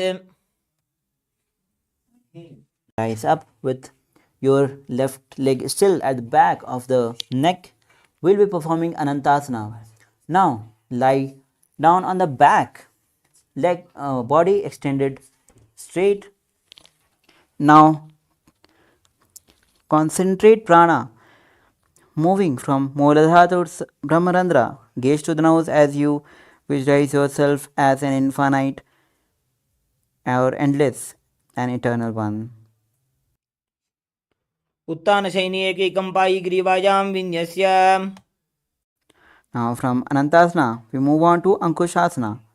Now rest on the right elbow with right hand holding the left foot Hands on the opposite hip. Gaze to the nose as you visualize Swamiji in your space. Feel in be in complete control. उत्तानशयित एकैकं पादं ग्रीवायां कुर्वन् इतरहस्तं कर्णमूले स्थापयेत्. Now bring the legs and cross the legs and bring it forward. The next asana is Dhirasana. As you lie down again on the back, bring the knees off the ground and encircle the thighs. Holding it with both the hands, roll on left to right as you visualize Swamiji in your inner space. उत्तानशयनं जानुनी हृदयवष्टम्भ जङ्घासहितौ ऊरूनिकरद्वये बद्ध्वा. Now again rise up. We'll be repeating Urdhva Paschimottanasana on the other side. Now as you sit with both the legs extended forward, toes facing up. Now this time bring the right foot behind the neck. As you lean forward and down, hold the left foot with both the hands. Visualize Swamiji in your inner space. पश्चिमतानवत्संस्थितिं कृत्वा एकं पादं ग्रीवायां धृत्वा तिष्ठेत्. Now inhale, rise up with the right leg still at the back of the neck. The next asana is Anantasana. As you lie down on the back, body straight. The next, holding the right foot with left hand. Gaze to the nose. Visualize yourself as an infinite or endless and eternal one. उत्तानशयनी एकैकं पाय ग्रीवायां विन्यस्य. Now, from the next asana is Ankushasana.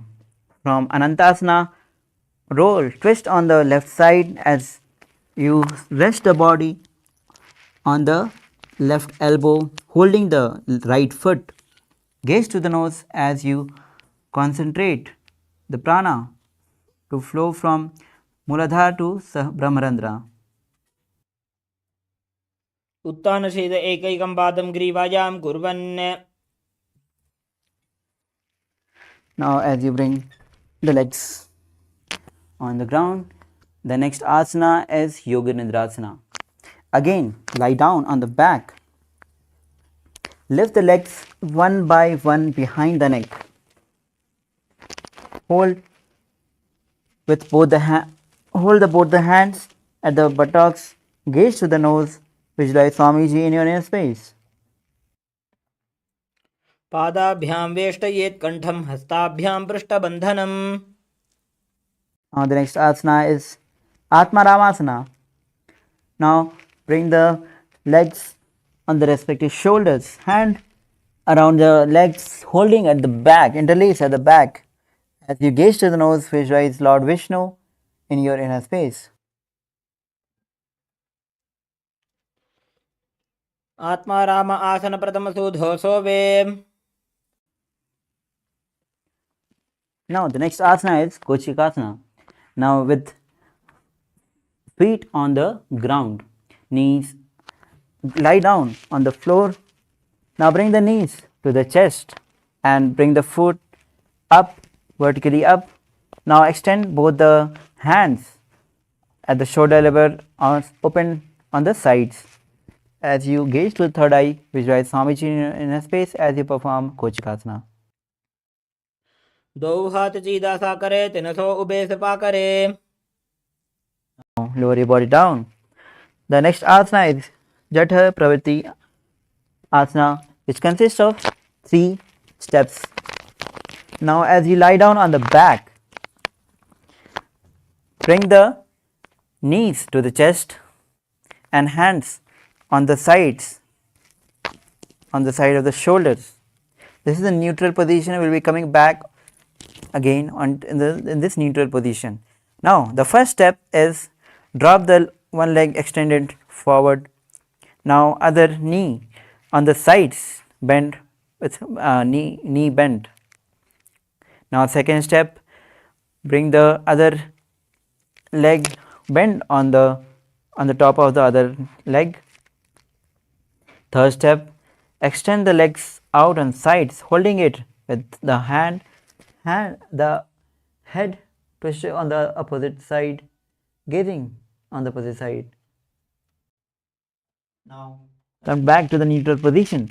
We'll be performing step 1 on the other side as you extend one leg and bend the other knee on the other side. Second step, bring the other extended leg on, bend it on the other side on the top of the other leg. Step 3, extend both the legs on the side, holding it with the head gazing it on the other side.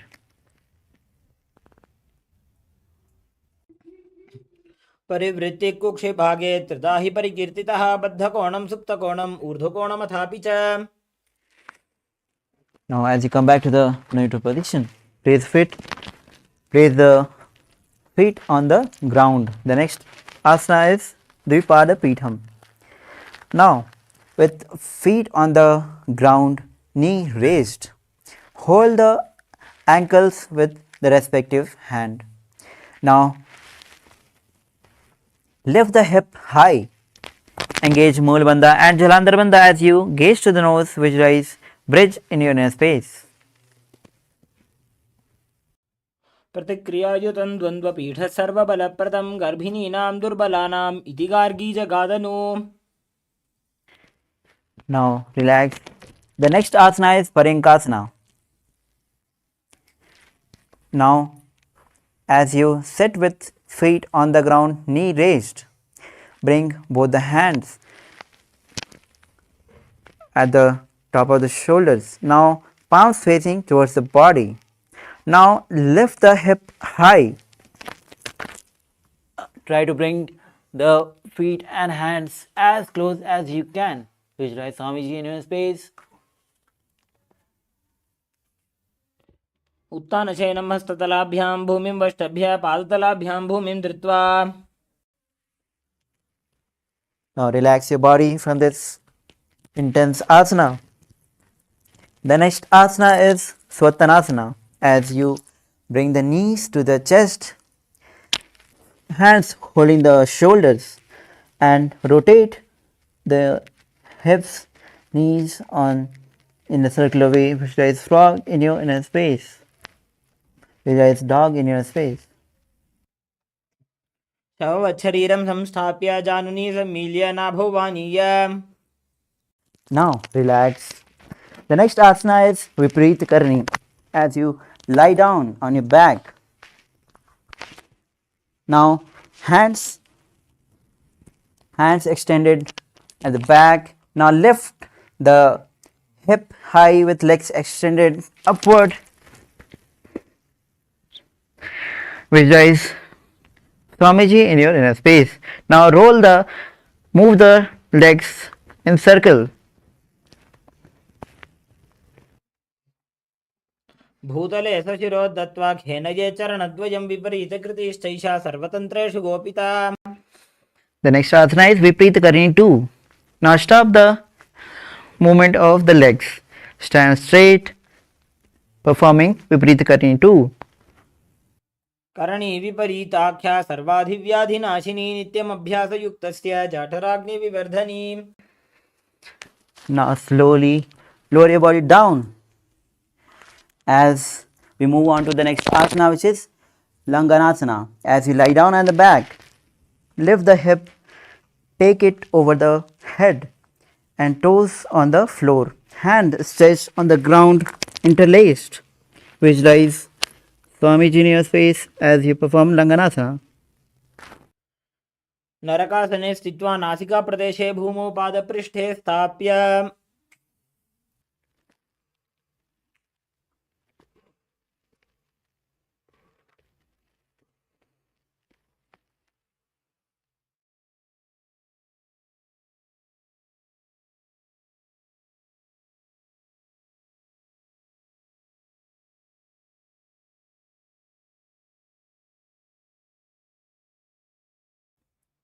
The next asana is Shaita Paschimottanasana.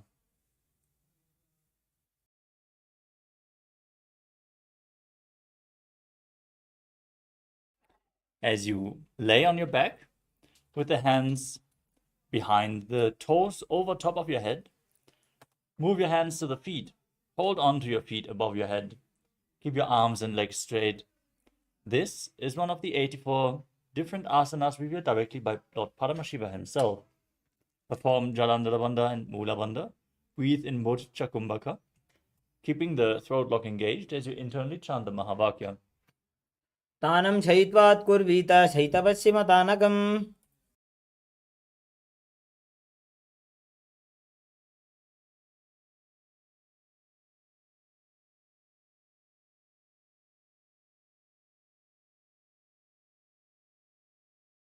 Next up is Supta Konasana. As you lay in this position, holding on to your feet, with the hips above your head, open your legs up wide. Now, visualize Swamiji in your inner space. Keep holding onto the feet. परिवृत्य कुक्षे भागे त्रिधा हि परिकीर्तितः बद्धकोणं सुप्तकोणम् ऊर्ध्वकोणमथापि च. Now join your feet back together as you move on to Chakrasana. Now hold onto your ankles above the head and then roll onto your back as you keep your arms and legs straight, visualizing yourself as a chakra, a wheel. शवासनस्तद्वौ पादौ कुर्यान्मस्तकतः परो व्युत्क्रमेण ततः शीघ्रमेतत् सर्वस्य साधनम्. The next asana is Supta Prasarita Paraangushtasana. As you lay on your back, with your legs raised vertically, hold onto the big toes in Prana Mudra, and then open your legs wide. Visualize Swamiji in your inner space as you breathe in Ujjayi Pranayama, making an ocean-like sound with your mouth, and perform the Mula Bandha. उत्तानपादं क्रौञ्चं च मरीचिं वीरभद्रकं नटराजं त्रिकोणं च सुप्ताङ्गुष्ठप्रसारणे. The next asana is Supta Paramgushtasana.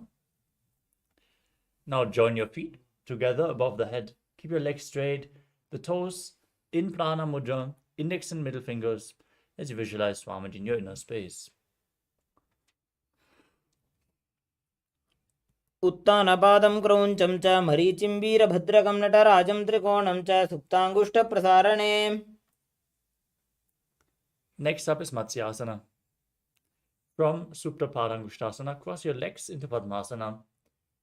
Lay flat on your back as you bring your arms over top of the head and hold on to opposite shoulders.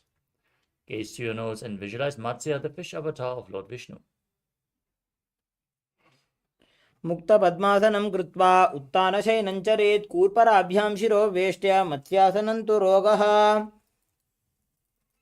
From Matsyasana, place the back side of the right hand onto the left palm above your head in Parasharamasana. Maintain the asana. Gaze to the nose and visualize Lord Rama in your inner space.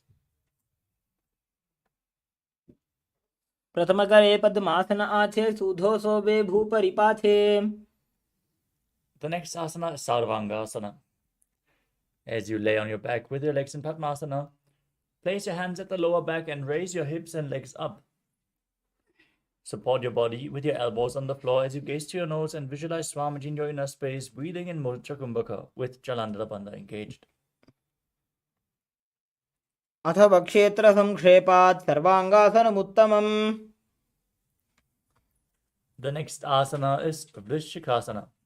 Lay on your back, place one foot on the opposite thigh, pull the opposite knee towards your chest and extend your arms up above your head, hooking the fingers forward as you gaze to your third eye and visualize yourself as a scorpion. प्रथमशयन सूधो शीशिकेशिकी संधि सुदाखे. Now exchange the position of your feet as you repeat Vrishikasana on the other side. प्रथमशयन सूधो शीशिकेशिकी संधि सुदाखे. Next up is Vrishaparakshipasana. Now interlock your fingers behind your neck as you lay down flat on your back. Lift both legs up and alternate, bringing one knee towards the chest back and forth without setting the feet down. Visualize Swamiji in your inner space and breathe calmly through your nose in Sahajra Kumbhaka.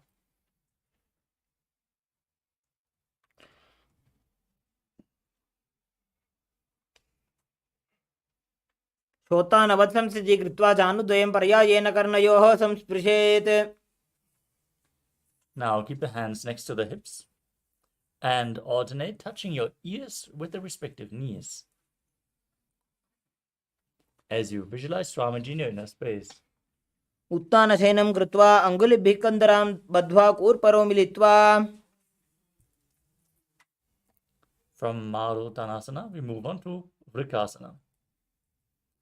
Lay on your back and then place your feet flat and stand up and lay back down again and again. Now, visualize yourself as a wolf as you perform the Mula Bandha. उत्तानशयनं कृत्वा पादतलाभ्यां भूमिं धृत्वा. Next up is Lutasana. As you lay on your back, kick your legs up over your head and roll over again and again. Finally, ending in a prone position as you visualize Swamiji in your inner space. उत्तानशयनं पादौ शिर उल्लङ्घ्य भूमौ स्थापयित्वा.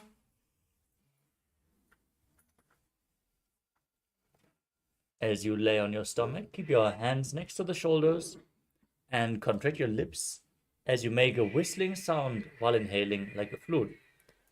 In Saradhasana, visualize yourself as a chariot carrying warriors into a battle for Dharma on your chariot back. उत्तानशयनं पादौ शिर उल्लङ्घ्य भूमौ स्थापयित्वा. Next up is Dehalyulanganasana. Now press your hands into the mat, lift your body up into a plank position, and jump your feet back and forth in between the hands as you visualize yourself transcend body and mind.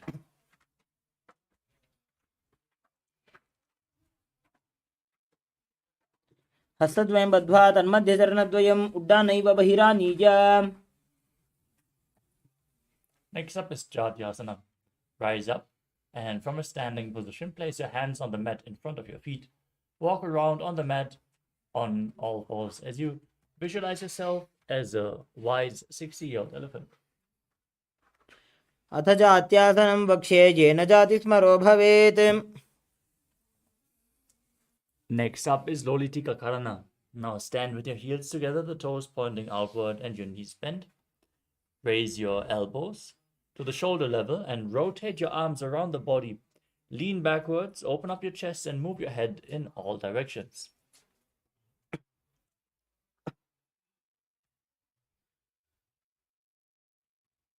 Next up is Salapasana. Now tie your feet with a rope if you have one available. As you stand, heels together, arms close to your body. Visualize your Kundalini Devi is rising and curling upwards around your body as you breathe calmly through your nose in Sahadra Kumbhaka. अथ सर्पासनं वक्ष्ये वायुपाणाय केवलं शरीरं दण्डवत् तिष्ठेत् रज्जुबन्धस्तु पादयोः. The next asana is Ushtra Sadhanasana. As you stand on the mat, lean forward and down and hold the front of the feet with your hands. Step onto your fingers and walk around on the mat, visualizing yourself as a camel. मुष्टिकनिष्ठिका प्रदेशेन भूमौ निधाय उपरि पादतले संस्थाप्य. The next asana is Ashvasana. From the same posture, bend forward and down, holding onto your feet. Hold the toes from the side this time and walk around on the mat, visualizing yourself as a horse. मुष्टिकनिष्ठिका प्रदेशेन भूमौ निधाय उपरि पादतले संस्थाप्य. Next up is Kapota Nitakasana. As you stand on the mat with the feet together, interlock your fingers behind your body in Parusha Mudra, lean backwards and open up your chest as you let your head fall back all the way, visualizing yourself as a soaring bird diving. पादतले भूमौ निधाय पृष्ठिभागेन हस्तौ जङ्घापर्यन्तं नीत्वा कपोतनिटकं भवति. Next up is Tala Pushpa Putam Karana. Now stand with the heels together, toes pointing outwards and the knees slightly bent. Keep your hands in Namaskara Mudra. And bow down to one side as you raise the respective heel. Open up your palms as you do so, and repeat this movement again and again on both sides, visualizing that you are holding a bouquet of flowers and offering it to Paramashiva.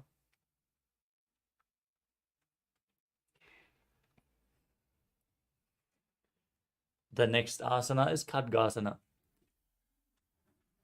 Now, visualize yourself as a rhinoceros and gaze to the tip of your nose. Then lay down on your stomach and jump your feet towards your hands, standing back up, joining your hands in Namaskara Mudra in front, symbolizing the horn of the rhinoceros. Asanam krutva padatalaabhyam bhumim dhritva. Next up is the Uttanottanam. Hold weights if you want to intensify this asana, as you sit down all the way to the ground and stand back up again and again. Gaze to your nose and visualize Swamiji in your inner space. Punaha punaha uttadavyam asitavyam iti uttanottanam bhavati. Next up is Musalasana. Now raise your hands up above your head and jump repeatedly, visualizing yourself as a mace.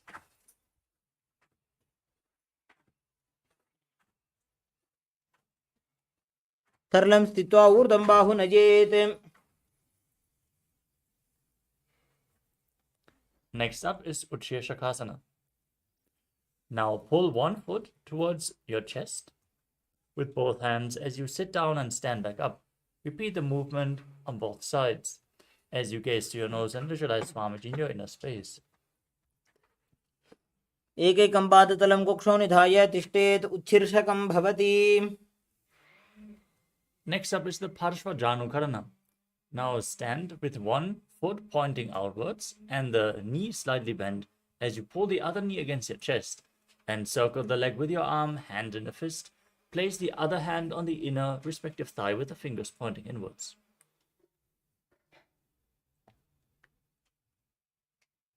The next asana is Dandavasana.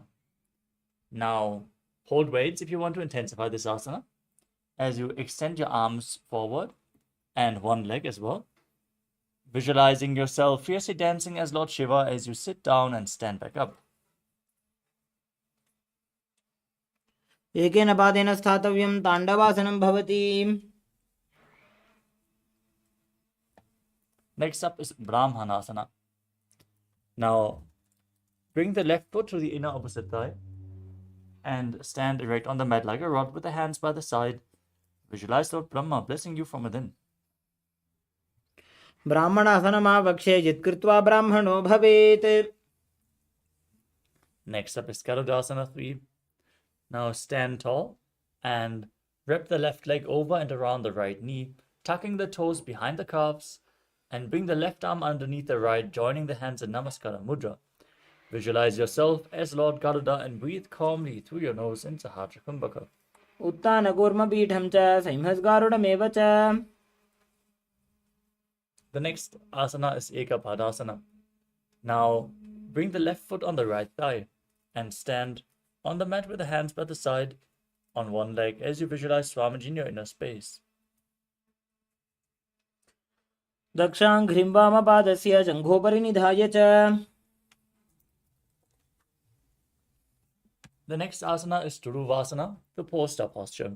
Now hold on to the left big toe as you extend the leg out to the side and rotate on the standing mat, on the standing leg as you visualize yourself as the North Pole Star.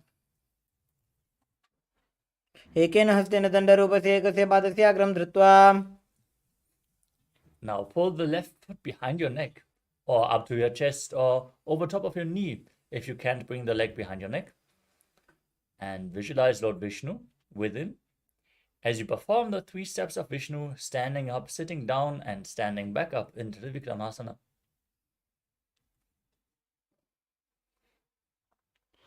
Grivayam padam samstapya sthatavyam uttatavyam trivikramasanam bhavati.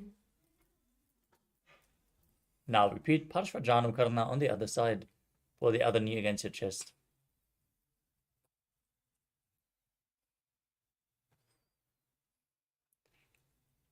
Now visualize yourself fiercely dancing as Lord Shiva as you repeat Tandavasana on the other side. Sit down and stand back up on one leg.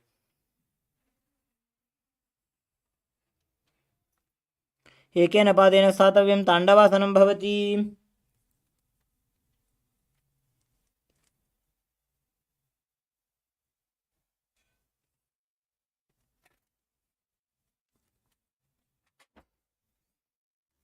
The next is the Brahmanasana. Now, placing your right foot on the inner left thigh, stand erect on the mat like a rod. Keep your hands by the sides. Visualize yourself being blessed by Lord Brahma. Brahmana asana Mahavakya yat kritva brahmano bhavet. The next is the Garudasana. Maintaining the same posture, wrap your right leg over and around the left knee. Tuck your right toes on the other side of the left calf. Simultaneously cross your right arm below your left and bring your palms together in the Namaskara Mudra. Visualize yourself as Lord Garuda. Uttana Kurma Pitham cha Saimhasgarudam eva cha. Next, stand straight on your left leg with the right foot on the opposite thigh. Keep your hands relaxed by the knees in Ekapadasana. Visualize Swamiji in your inner space. Dakshangrim Vamapadasya Janghopari Nidhaya cha. The next is the Dhruvasana, the pole star posture. Now, standing on your left leg, hold the big toe of your right foot with the Prana Mudra and rotate your body quickly on the standing leg. Ekena hastena dandarupasya ekasya padasyagram dhrutva. Next is the Trivikramasana. Now, standing on your right leg, lift your left foot behind your neck and stand tall. Alternate sitting and standing. Visualize Bhagavān Mahavishnu in your inner space.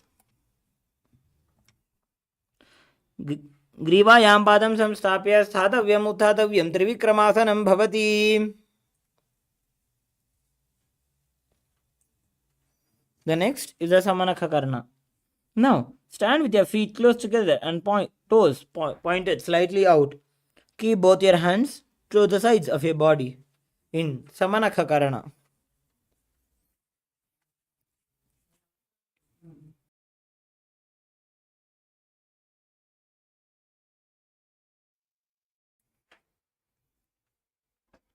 The next will be entering into the Gorakhanjali Asana. Now, stand erect and then bend forward. Bring both the hands underneath the knees and make a finger lock in Parashumudra. Sitting in a squatting position, let the finger lock touch the navel. Visualize the great sage Gorakhnath, founder of the Natha Yoga Hindu Sampradaya. Pratamahi ubau hoye bahuri nicho punihove.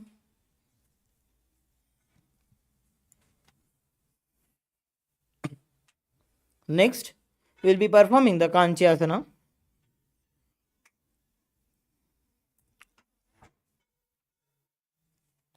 Now, insert your hands between your thighs and calves, then wrap your hands around your behind your butt. Squat down and hold the hands behind in Parashumudra. Keep the chest upright. Visualize Swamiji in your inner space. ऊर्मध्यात् हस्तौ निवेश्य नितम्बं धृत्वा पादतलाभ्यां भूमिं वष्टभ्य.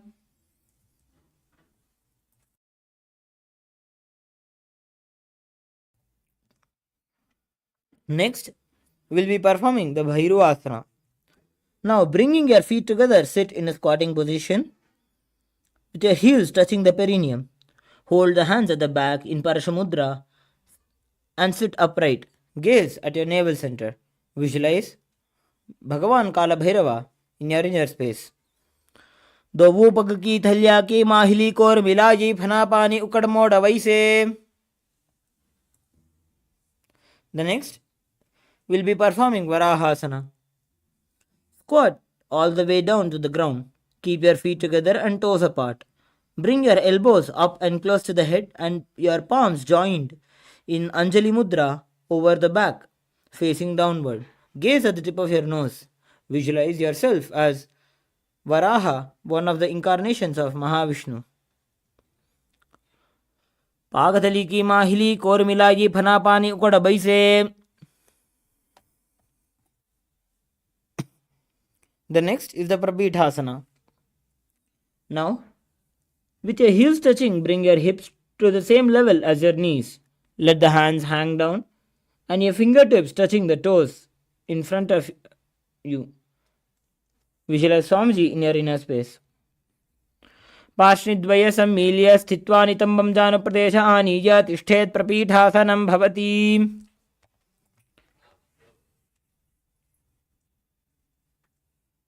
The next will be performing Bakasana.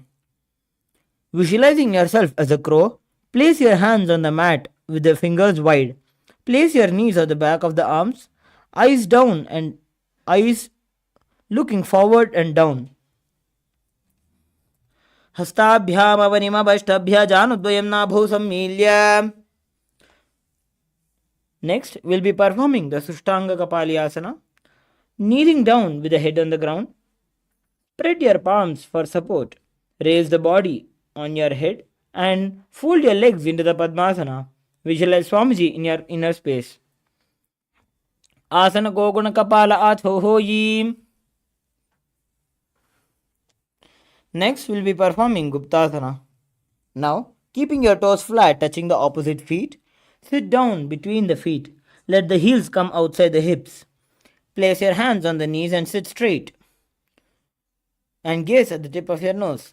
Visualize you sitting in a secret seat with Paramashiva. Janur vorantare padau kritva padau cha gopajet.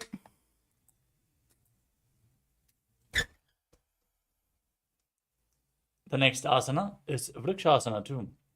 Now place your hands flat on the ground, shoulder width apart, and raise your legs up into a handstand posture. Now visualize yourself as a tree with deep roots growing into the ground as you cleanse all the 7 chakras by performing this posture. सप्तचक्रक्षालनाय vrikshasana विशेषकान् जननेन्द्रियदादाढ्य कोणभेदान् समभ्यसेत्. Next up is Shivoasana. From the handstand posture, step your hands and feet close together, gaze to your third eye and visualize Tejas, energy flowing into your third eye, rejuvenating your body. दोवूपक जोड़ी माही गुल्भ मिलाए. Next up is Matsyasana too. Now place your hands flat on the ground, shoulder width apart, and step your feet back. Lower your body into a plank position. Lower it down all the way and push it back up again and again as you visualize yourself as a fish in Matsyasana too. निब्जं शयनं कोर्परो पार्श्वभागाय मूर्धकृत्य. Next up is Sarvasana too. Lie prone on your belly and place your hands on the hips as you lift your chest from left to right, visualizing and moving your body like a snake. निब्जं शयनं कृत्वा हस्तौ नितम्बं संस्थाप्य. Next up is Niralambanasana. Now place your elbows down in front and rest your chin on your hands with your hands in Padma Mudra, the lotus mudra. Keep the top of your feet flat on the mat as you feel self-supported and completely independent. कराभ्यां पङ्कजं कृत्वा तिष्ठेत् कूर्परयासुधीः मुखमुन्नमनुच्चायि निरालम्बनमासनम्. Next up is Chakrasana. As you lay on your stomach, bend your knees and place your hands on the ground, straightening the arms to raise your upper back towards your feet. Gaze back and visualize yourself as an umbrella protecting your guru from the sun rays. अर्ध्यासनमस्थित्वा हस्ततलाभ्यां भूमिं धृत्वा. Next up is Vajrasana. Now sit in a kneeling posture, feet flat, perineum on the heels. Then extend your arms out in front. Place the palms down on the ground as you place your forehead on the mat as well. Gaze towards the nose and visualize yourself as Vajra, the weapon of Indra, symbolizing indestructibility. इदानीं गर्भिणीनां योगाभ्यासो यथा लघु सुखप्रसवलाभाय प्रोच्यते प्राक्तने पथि. The next asana is Meshasana. Now place your hands on the ground and raise your hips up into Gajasana as you alternate striking the ground with your hands, visualizing yourself as powerful as a ram. गजासन संस्थितो एकैकं बाहुं भूमौ ताडयेत्.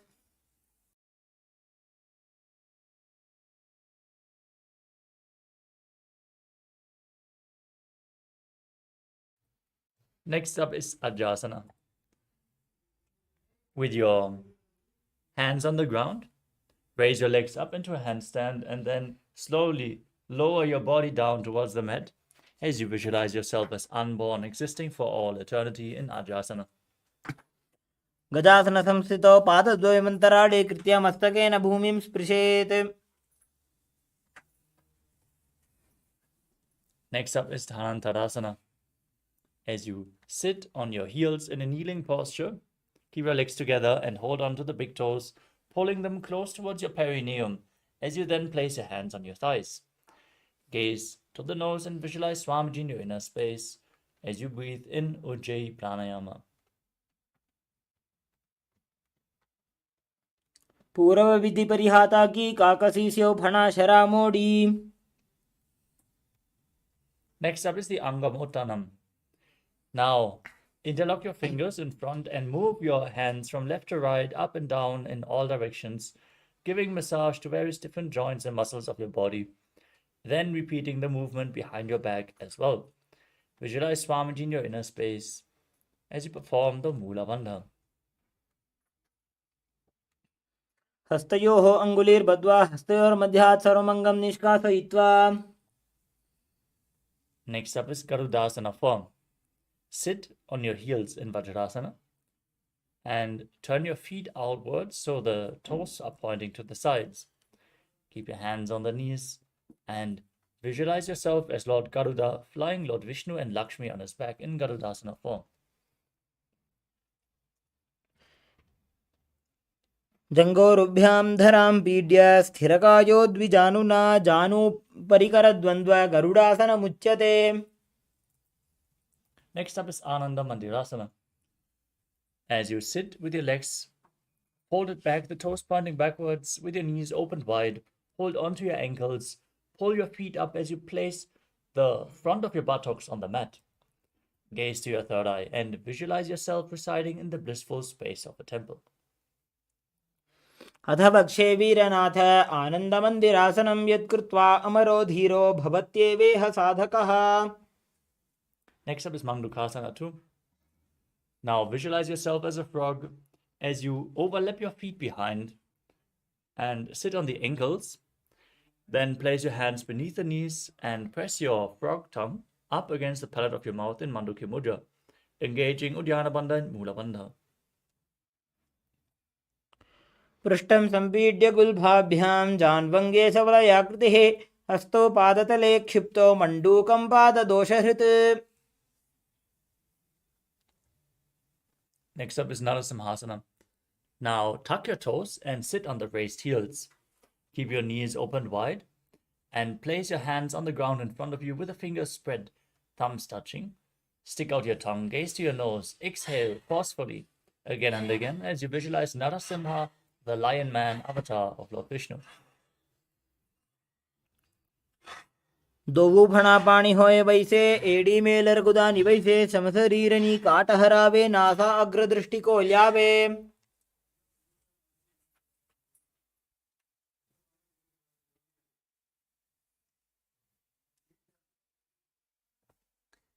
The next asana is Pishtakasana.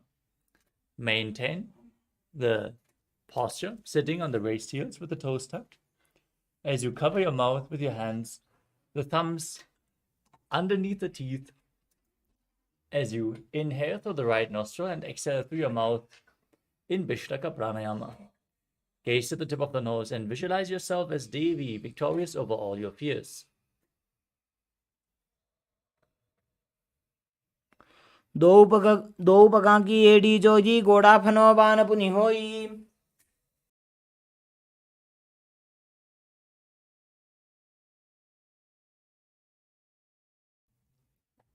The next asana is Makadasana. Now keep the soles of the feet together and the top of the feet on the ground, sitting on the heels with your knees open wide. Then raise your elbows and bend them to bring your fingers towards your armpits. Imitate as if you are a monkey stretching itself, visualizing yourself as a playful monkey. Gaze to your third eye. Perform the Mula Bandha in Makarasana. दोवो पगतले संपुट आने तिनके पृष्ठि भूमि परिठाने. Next up is Vajra Sangharasana. With your toes tucked, the soles of the feet together, raise your knees off the ground and open them wide as you hold on to opposite elbows behind your back. Gaze towards the tip of your nose and embody diamond-like strength for yourself and your Sangha, your spiritual community. प्रथम पणापाणी होय वैसे दोवो एड़ी गुदानी वैसे. Next up is Kanjanasana. Now, keep your toes down, ankles crossed behind, and sit on your heels. Place your palms on the mat at the sides. Gaze to your nose and visualize perfect health beyond any and all physical or mental ailments as you engage Uddiyana Bandha, the stomach lock, and Mula Bandha, the root lock, in Kanjanasana. खञ्जनासनमावक्ष्य यत् कृत्वा सुस्थिरो भवेत्. The next asana is Kurmasana. Maintain the same sitting posture.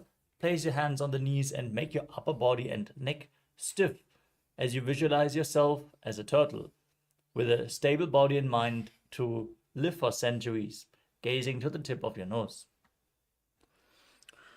गुल्फौ च वृषणस्याधो व्युत्क्रमेण समाहितौ ऋजुकाय शिरो ग्रीवं कूर्मासनमितीरितम्.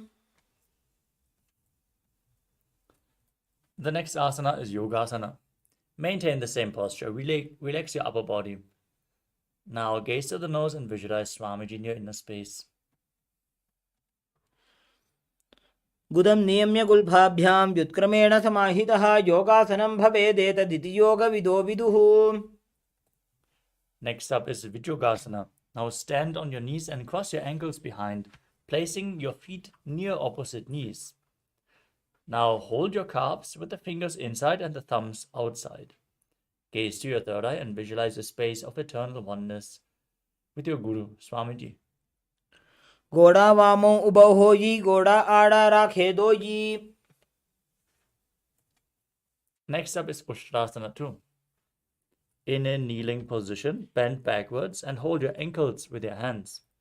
Push your hips forward as you lean back as far as you can. Visualize yourself as a camel and breathe in Ujjayi Pranayama, making an ocean-like sound with your mouth. मेरुदण्डग्रन्थि दाढ्या संपिबादयि शुप्पुमान्. Next up is Jatyasana 2. Now holding the soles of the feet behind your body, placing your elbows on the mat. Place the back of your head on the mat as well, gazing to the tip of your nose and visualizing yourself as a lotus blooming. दोवो एड़ी संपुट करे सोले मूलद्वारि तरि धरे. Next up is Viratasana. As you sit on your knees with your thighs and calves together, lean back and place your back on the ground and raise back up again and again. Gaze to your nose and visualize the healing and liberation of all causal subtle forms of your body in Viratasana. जंगा पृष्ठभूमो निधाय जंगोद्रजोः ऊरुनी संस्थाप्य. Next up is Kapotasana. From Viratasana, raise your hips up high. Place your forearms on the ground behind you as you hold onto your feet, and then bring your head in between the feet as you visualize yourself as a beautiful dove. मेरुदण्डग्रन्थि दाढ्या संपिबादयि शुप्पुमान् कपोतोष्ट्रासनाभ्यास कुर्यान्मितहिताशनः. Next up is Varasana, the boon fulfilling posture. Now sit on your knees and raise your body up, tucking your toes. As you hold on to your opposite arms with your hands, gaze to the tip of the nose, visualize Paramashiva, and internally chant the Mahavakya, Om Nithyananda Paramashivoham. Receive your boon from Paramashiva in Varasana. जानुनि भूमौ संस्थाप्य हस्ताभ्यां बाहु परस्परं धृत्वा. Next up is Varahasana. With your toes tucked, sit on the heels with your perineum Place your forearms on the ground in front and rest your head on your hands. Now, visualize yourself as Varaha, the boar avatar of Lord Vishnu. सूर्यं चन्द्रं भेदनानि आसनानि निकथ्यते. Next up is Mundasana. From the kneeling posture, place your forearms on the ground, shoulder width apart. Interlock your fingers. Place your head on the ground, supporting it with your hands as you raise your hips. Walk your feet forward and then lift your legs up to enter a headstand posture. You can lean against a wall or ask a partner to assist you. In performing this asana, as you gaze to your nose, breathe calmly through your nose and visualize yourself as a lopped tree. अधो मुण्डासनं वक्षे सर्वेषां प्राणिनां सुखम्. Now lower your body down and come to a kneeling position, placing your head in between the knees. As you hold your head with both hands, bringing the elbows outside the knees. Inhale through your nose and exhale through your mouth as you gaze to your nose and visualize Swamiji in Andhasana. प्रथमपकतले समटहरावे कोरमाहिली उभे मिलावे. Next up is Viparita Shalabhasana. As you lay on your belly, extend your arms straight forward. Hold weights if you want to intensify this asana. As you raise your legs and your entire upper body and your arms off the mat, visualizing yourself as a locust. शलभासनभेदाश्च नटभेरुण्डनामके गण्डभेरुण्डसहिते शीर्षदण्डासनं तथा. The next asana is Kapalasana. Now place your forehead on the mat and keep your hands next to the hips, palms facing down. As you raise your legs up together, visualize a skull representing the mind with purified thoughts and the strong will to attain enlightenment. In Kapalasana, the skull posture. कपालं भूमौ निधाय ऊर्ध्वं पादौ नयेत् कपालासनं भवति. We move on to Akasha Tattva. Now keep your hands on the mat and push your hips and legs up, bringing your feet in front of the face, touching the ground in front of your head if you can, as you visualize yourself as a free and open dove. उष्ट्रासने स्थित्वा चरणौ भूमेरुत्थाप्य मस्तकोपरि नीत्वा.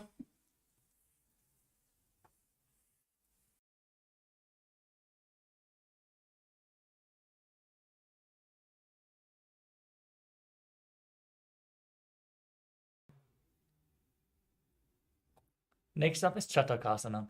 In a kneeling posture, place your forearms on the ground and rest your navel on your knees. As you enter a sturdy posture, visualize yourself as a sparrow. कूर्परपर्यन्तौ हस्तौ धरामवष्टभ्य. Next up is Vrishikasana too. With your forearms on the ground, raise your hips and then lift your legs over top of your body, touching your head with your feet. Now visualize yourself as a scorpion. Breathe calmly through your nose in Sahaja Kumbhaka and perform the Mula Bandha. विच्छेव बुद्धप्रतिमाङ्घ्रिपार्ष्णे धृत्वा स्वशीर्षे चिबुकं विधार्य कौ.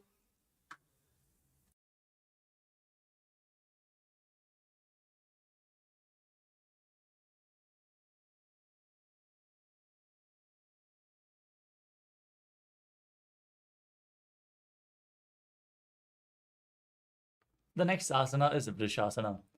Now sit down on the right heel with the right foot flat and bring the left foot outside the hip.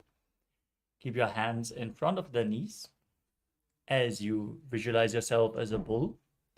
Gaze outwards without focusing on any external objects in Vaishnavi Mudra. And inhale forcefully through your nose.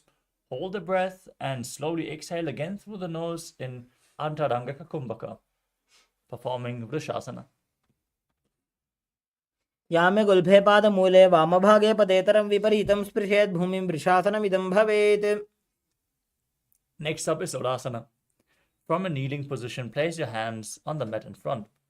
Lift your knees off the ground and cross your feet. Cross the toes of the left foot over the right and balance over the mat as you visualize Swamiji in your inner space. लोलासनं सदा कुर्यात् वायुलोलापघातनात्.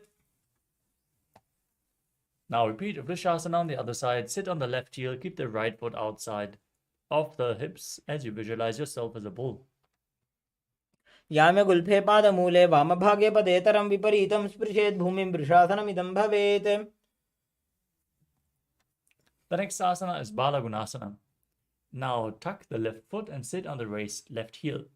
As you place the right foot flat, knee raised against the chest, hands on the respective knees, visualizing Balagunahai, one of the 84 siddhas in your inner space.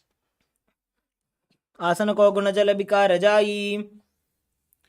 The next asana is Grahasana. Now, squat down all the way and bring your elbows under the thighs, wrapping the hands around the shins and holding onto your ankles from the outside. And visualize yourself as the entire planet. पादतले भूमौ संस्थाप्य जानुमध्ये कुर्परौ स्थाप्य. Now repeat Balagunasana on the other side. Tuck the right foot, sit on the right heel, keep the left foot flat. Visualize Balagunahai.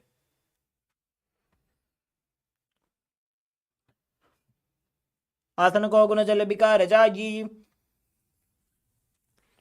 You move on to Utkatasana. You can hold weights if you want to intensify this asana. As you keep your toes tucked and sit on raised heels with your knees together, the hands placed on top of the knees. Visualize Swamiji in your inner space as you keep gazing outwards without focusing on anything outside in Vaishnavi Mudra. युजास्पिजोस्ति यत ऊर्वजानो यत्रासने पादतलद्वयोपरि. Next up is Vajrasangadasana too. The toes tucked, soles of the feet together, open your knees wide and hold on to your elbows behind the back. Visualize Swamiji in your inner space. Keep breathing in Antaranga Kakumbhaka. प्रथम बना पानी होय जैसे दो वो एड़ी गुदा निवैसे. Next up is Anilasana. Now squat down and place your palms on the ground as you step your heels onto your hands. Keep your arms straight in front as you gaze to your nose and visualize you're able to live off of air alone. दो हाथ भूमि पर उठाने कहुनी जाड़ी ना भी लगाने. The next asana is Padukasana. Now, place the back of your hands on the mat in front of the feet with the fingers pointing towards your feet. Then step your feet onto your hands and wrap your hands around the feet like a shoe, walking around on the mat as you visualize yourself wearing padukas, walking across India. हस्ततलयोः पादतले कृत्वा तिष्ठेत् गच्छेत् पादुकासनं भवति. Next up is Kukkutoddanasana. As you place your palms on the mat, shoulder width apart, jump your legs up and let them fall back down again and again, visualizing yourself as a rooster. हस्ततले भूमौ कृत्वा पादतले च ऊर्ध्वमुड्डानं कृत्वा. Next up is Viparita Nrityasana. With your hands flat on the ground, raise your legs up into a handstand and dance around on two hands. Visualize, feel yourself become free of all inhibitions. हस्ततलाभ्यां भूमिं वष्टभ्य ऊर्ध्वपादाग्रे कुर्वन्. Next up is Kunjarasana. Now, separate your feet and place one palm down on the mat, keeping the arm straight as you place the other hand to your head. Now, visualize Swamiji in your inner space and breathe calmly through your nose in Sahasrara Kumbhaka, slowly and deeply. अथ वक्षे महादेव कुञ्जरासनम् उत्तमम्. Now place the other hand on the ground. Exchange the position of your hands as you repeat Kunjarasana. अथ वक्षे महादेव कुञ्जरासनम् उत्तमम्. The next asana is Chidambara. Now sit on the ground with your feet flat and the heels close to your body. Hold respective ankles and lift your feet off the ground as you visualize yourself as a Kadamba tree, a pious tree that promotes a long life. पार्श्वेभ्यां भूमिं वष्टभ्य हस्तद्वयेन गुल्भौ धृत्वा.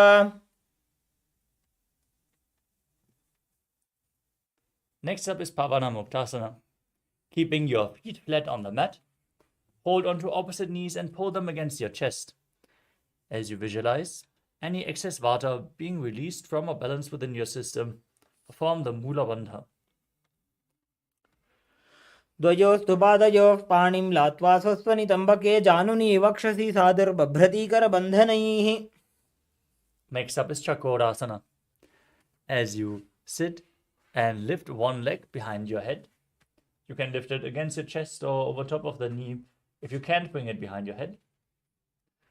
As you then place both hands on the ground and lift your entire body up, gazing up towards your third eye and visualizing yourself as a powerful source of energy. पूर्वतानं चतुष्पादपीठं वज्रासनं तथा. Next up is Dhanurasana too. With one leg extended forward, holding on to both the big toes and prana mudra with the respective hand, pull the other foot against your ear, visualizing yourself as a bow. पादाङ्गुष्ठौ तु पाणिभ्यां गृहीत्वा श्रवणावधि.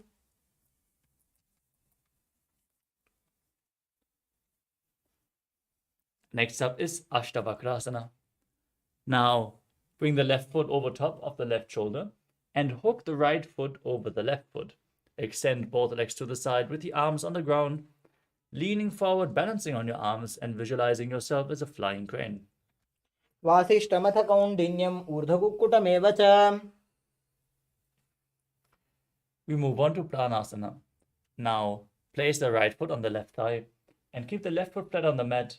Push the right knee down and bring the left shoulder underneath the left knee.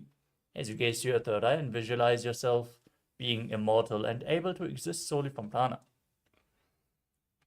एतत् प्रभेदं वक्ष्यामि करोति यस्य चामरः. Next up is Paramashivoham. Now bring the right heel close to the left hip. Step the left heel over top of the right knee.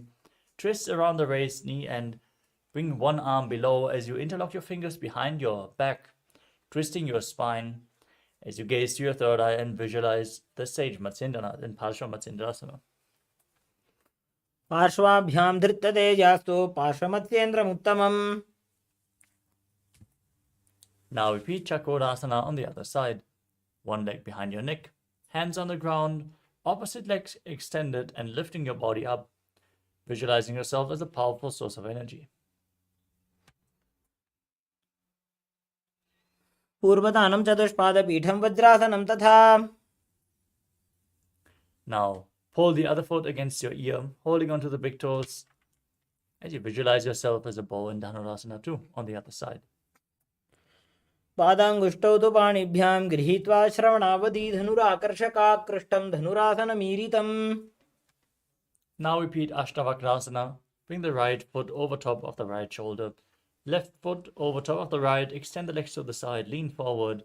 Visualize yourself as a flying crane as you balance on your arms. वासिष्ठमथ कौण्डिन्यम् ऊर्ध्वकुक्कुटमेव च. Now repeat Pranasana on the other side. Keep the left foot on the right foot flat on the ground, right shoulder beneath the right knee, and gazing to your third eye, visualizing yourself being immortal and able to exist solely from prana. एतत् प्रभेदं वक्ष्यामि करोति यस्य चामरः एकपादमुरो बद्ध्वा स्कन्धेऽन्यत्पादरक्षणम्. Next up is Paramashivoham on the other side. Keep the left foot at the right heel over top of the left knee. Twist your body around the knee.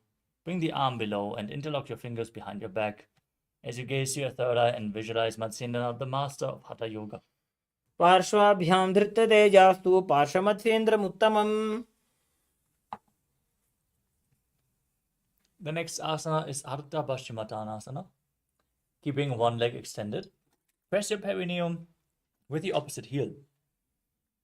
Lean forward and down and hold the front with both hands, like in Paschimottanasana. As you visualize Swamiji in your inner space, perform Jiva Chala Kumbhaka, inhaling all the way, holding your breath, and moving the prana up and down through your body and through your limbs by the force of your will.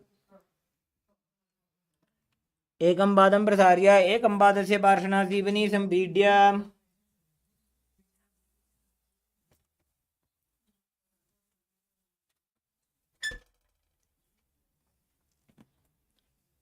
Next up is Clownchasana. Now keep the left foot outside the hip. Keep the top of the foot on the mat as you hold onto the right foot with both hands and extend the right leg up, keeping the foot in front of your face with the knees straight as you visualize yourself as a crane. वासिष्ठमथ कौण्डिन्यम् ऊर्ध्वकुक्कुटमेव च अष्टावक्रमथोत्थानं मयूरं सेतुबन्धनम्.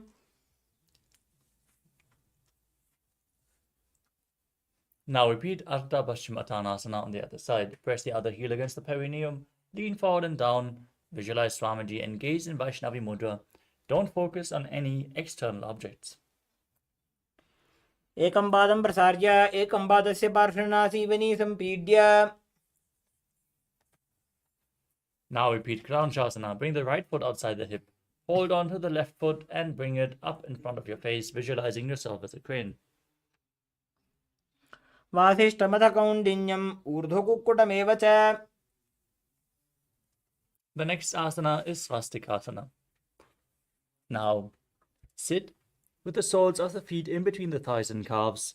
Keep your spine straight and place your palms on your knees as you gaze to your nose and embody peace, well-being, good fortune, and prosperity, visualizing a swastika.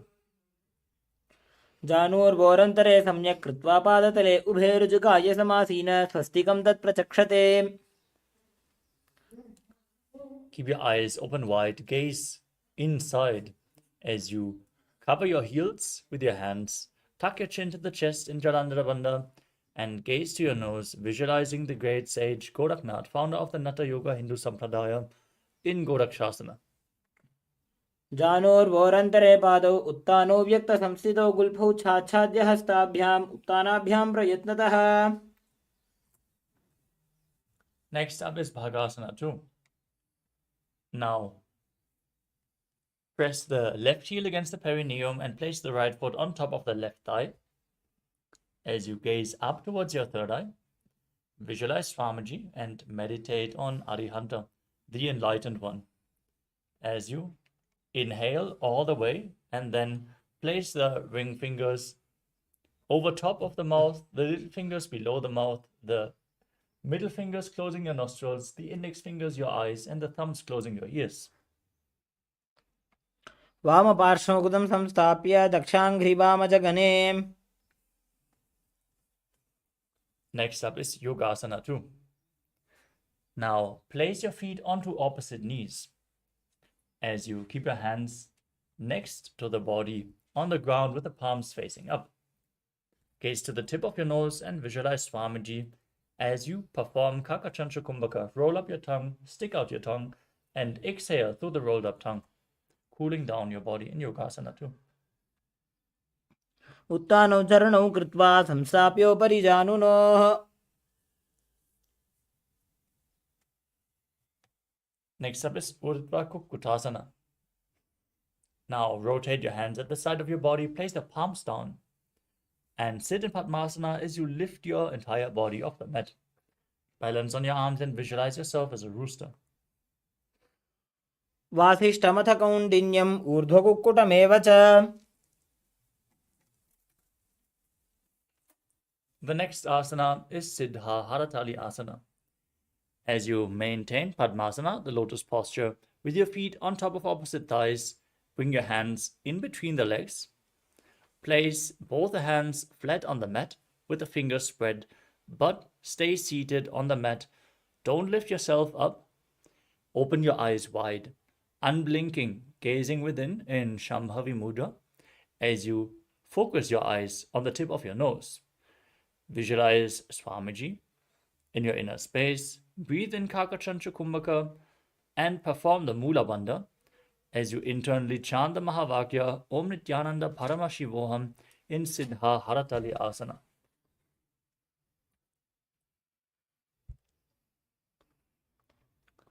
प्रथम पद्मासन को करे हस्तुतो वो गोडासन दिदरे.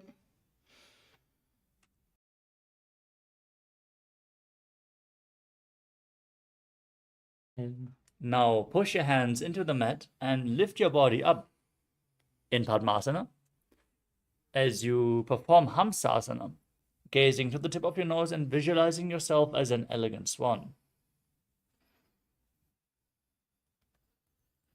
कुक्कुटासने स्थित्वा स्कन्दपर्यन्तम् ऊरूनि नीत्वा. Next up is Karmukasana. From Padmasana, bring your hands in between the legs and push your hands behind your back as you place your forehead on the ground. Interlock your fingers behind, keeping them on the mat as you visualize yourself as Pinaka, Lord Shiva's bow. प्रथम पद्मासन को करे, घोड़ा संधि माही करी धरे.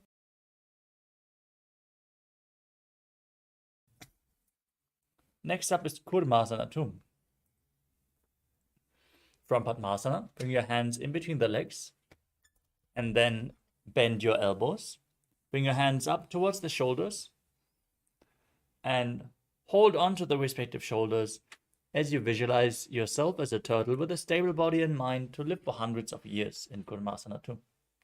By जंग पर दक्षिण पावा, दाई जंग परि by ल्यावा.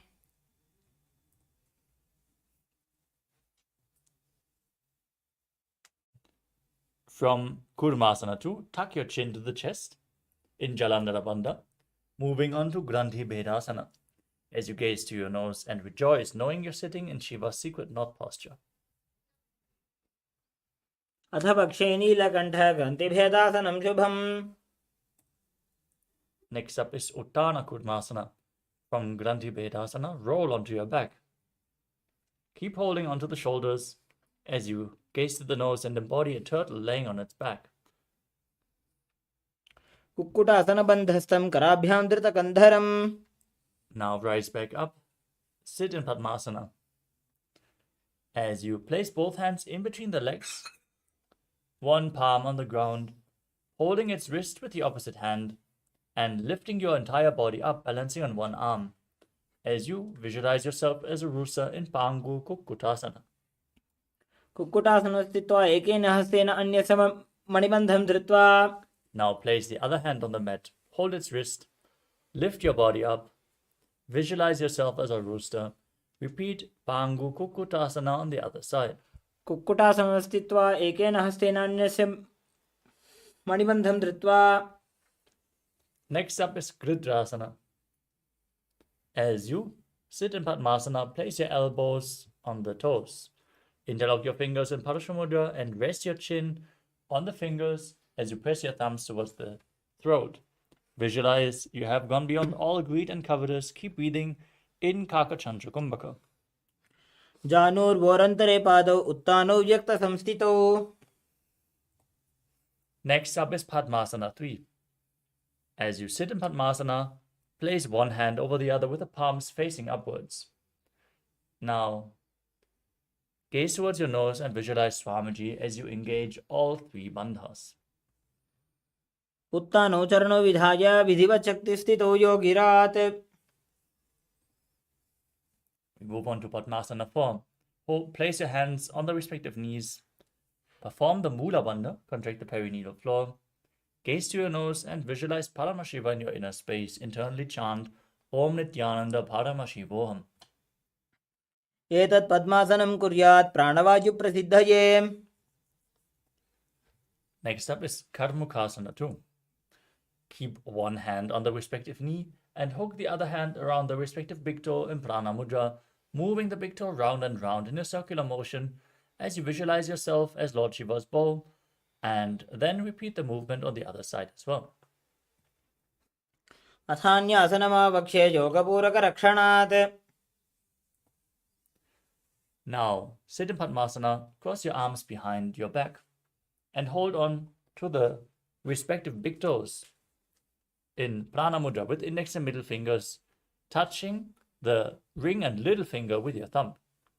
Gaze to the tip of your nose and visualize yourself as Pinaka, Lord Shiva's bow, as you engage all three bandhas.